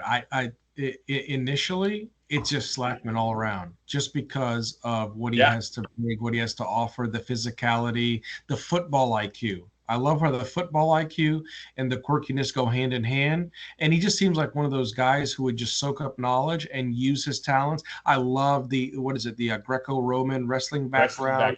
Yeah, I love that. Love that as an interior lineman. Love it, love it, love it. I agree. 100%. Yep. Spot on. Yep. Love it. Good deal. All right, let's talk about the overall improvement of the defense and what we're looking for there and what we're excited about, not to be confused about what we're not to be confused with what we're concerned about. No. And here's the excitement part. And this is where I think the delineation needs to be made, right? Competition is huge. We have more depth than in previous years, period. A lot more. Period. Okay. Yeah, we've got young players competing at linebacker. The talent gap. Go back to our last pod talking about blue chip ratios. Okay. Yep. Cornerbacks, safeties. We're looking at 2 deep, sometimes 3 deep in some of those positions.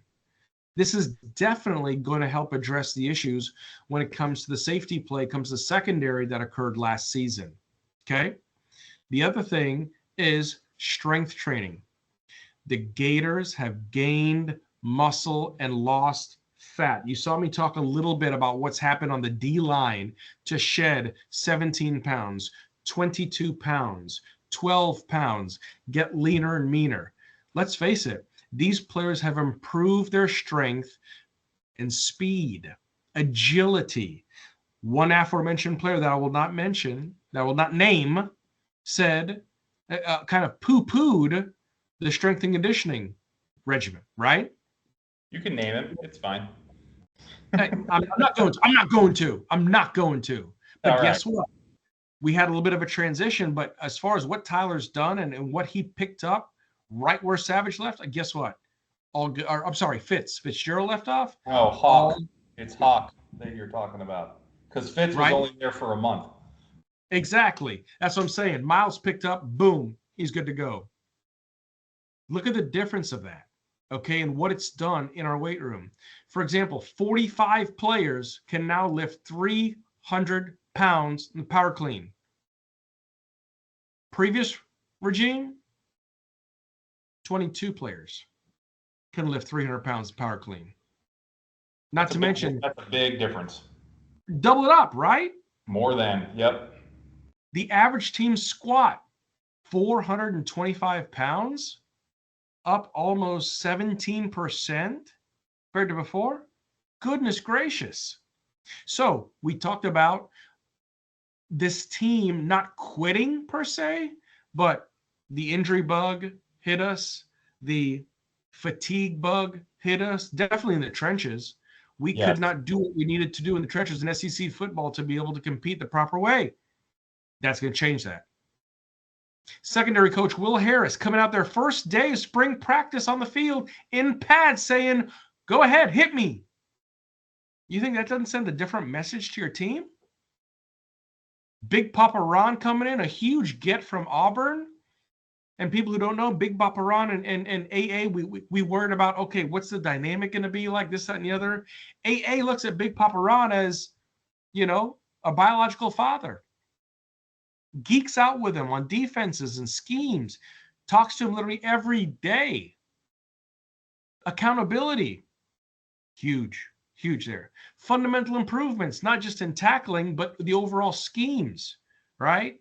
You increase the talent gap, you work on fundamentals, and again, the majority, when you look at defense, right? Positioning. Yeah, we talk about execution, but on paper, the talent gap, everything else, execution should be there. That's definitely something to look forward to. Not to mention earlier, I'll mention it again. This is huge. Talking about fundamentals. We no longer have 3 players who led the team in missed tackles. That's something to be excited about. Okay. Yep. It is. It definitely is. So huge, people, improved defense, gauntlet of a schedule. We've said it time and time again. But the pieces that have been added, the staff and personnel that have been added, it's something to look forward to. Yeah, absolutely. It's going to be really interesting to see how this defense transitions from one year to another. We return a lot of guys who were here last year.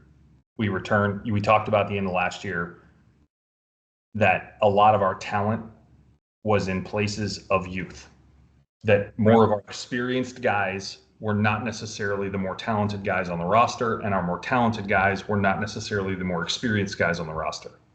That's no longer the case. Now our more talented guys, or maybe not more talented, but talented, right? Because now there's more talent kind of across the roster, but our talented guys are more experienced, right? Even guys like Castell. He took so many snaps last year. Yeah, he's a sophomore, but God, I mean, he might as well almost be a junior at this point. He's played so many snaps. You don't see true freshmen playing the number of snaps he played in the SEC very often. That's not common. That's not a regular thing to see. He's battle tested. He's got scar tissue, as you like to say. He's ready. He's ready for this season from an experience standpoint. Now, has he been coached properly in the offseason? Has he been taught to tackle better? Has he been taught to take better angles and understand the pursuits and what things he needs to do in the run defense? Because he understood pass coverage very well last year, but his run stop was questionable. Has that improved? We would like to think so.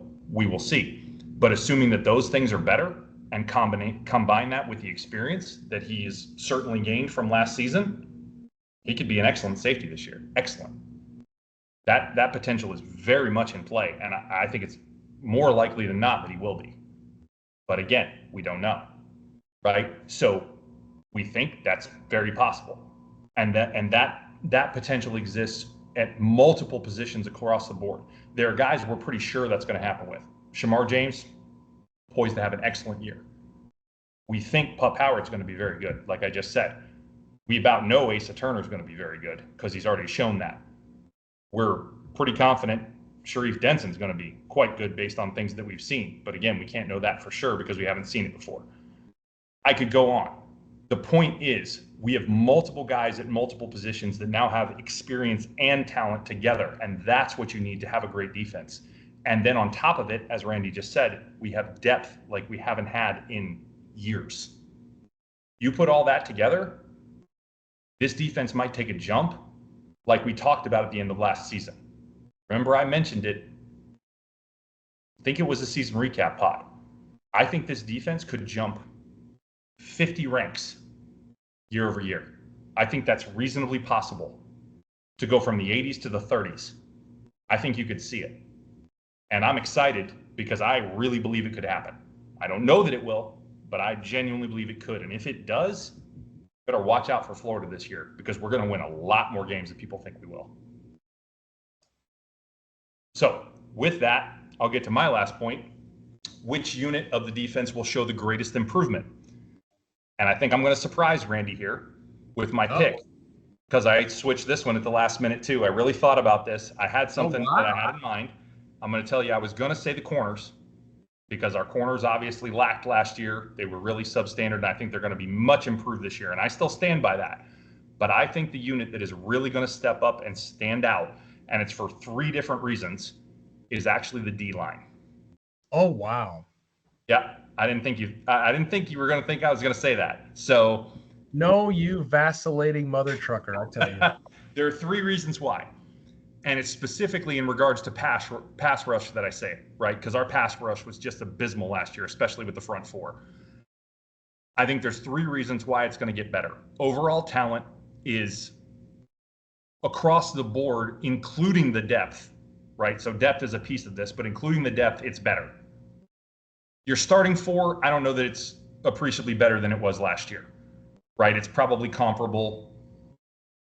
Maybe if you go position by position, there's ups and downs, right? Because you can't say you lost Princely and you gained talent there. You just can't. He's very good. Even if there are some questions about his first step, he's still very good. But I think at other positions, when you look at the years gained and experience and everything else, Sapp looks like a monster in camp, by the way. Sapp may be your surprise player on defensive line. I'm going to say it right now. He looks like he might be an absolute freak. However, when you look at the overall talent combined with the depth, I think overall talent-wise, we are better. Then you look at depth by itself. There is no question we are incredibly deeper at defensive line. In some positions, we're 3 deep, solid with talent. And every other position, we're at least 2 deep with great talent. We're going to be able to rotate guys, get 25, 30 snaps a game per guy, keep them fresh, keep them energized. They are going to be coming out and just ready to take somebody's head off at any given moment. I cannot wait to see this. I am telling you, these guys are going to be monsters.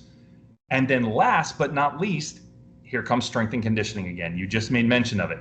Tyler Miles is making me a believer, man. Maybe I'm buying the hype. Maybe I am. I don't know. But I really don't think that's the case because there's so many data analytic points that are behind this to back it up. This is basically a player's picked guy, right? We know this. This is what he is. But again, we have results to show that it's working. So, number one, you mentioned it. The squat numbers. 425 is the average squat. You mentioned the 17% gain. What does that mean? Well, from just the winter, from the end of winter to now, the gain is from 365 to 425. That's a 60-pound average increase in squat. 60 pounds as an average. That's for the whole team. That's pretty impressive, man. That's a lot more strength added in those legs where you're getting that push from.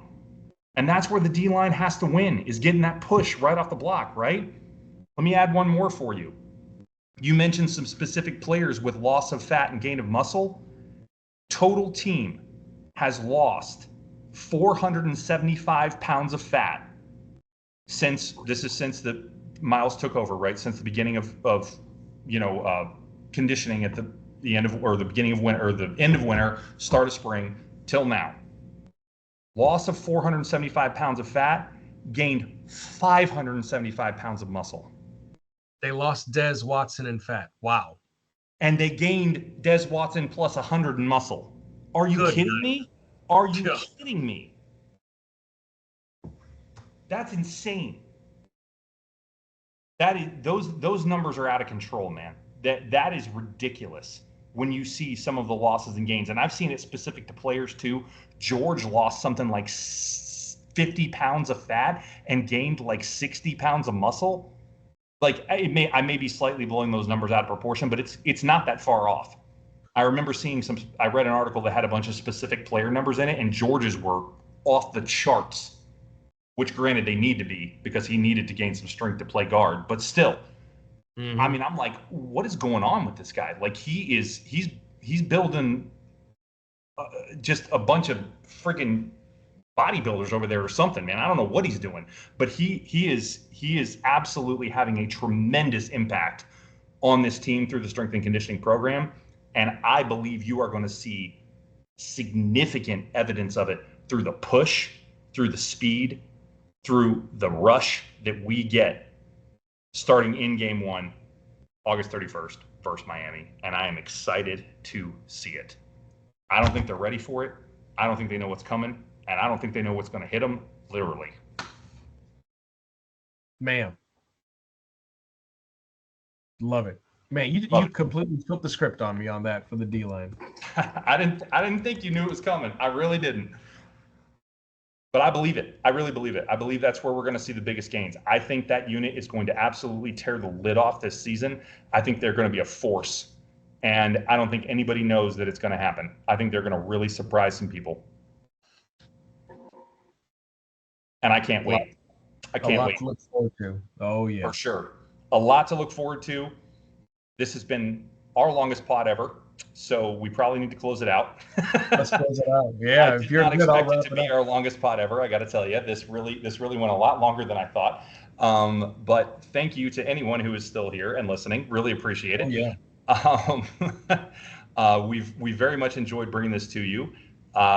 2 weeks and 6 days from today, we will bring you our second ever season preview and the start of season 2 of My Two Bits, which we are very excited about. And also very excited to be 3.5 weeks away from Gator football again. Thank goodness. It has been a long wait. I'm ready. Are you ready?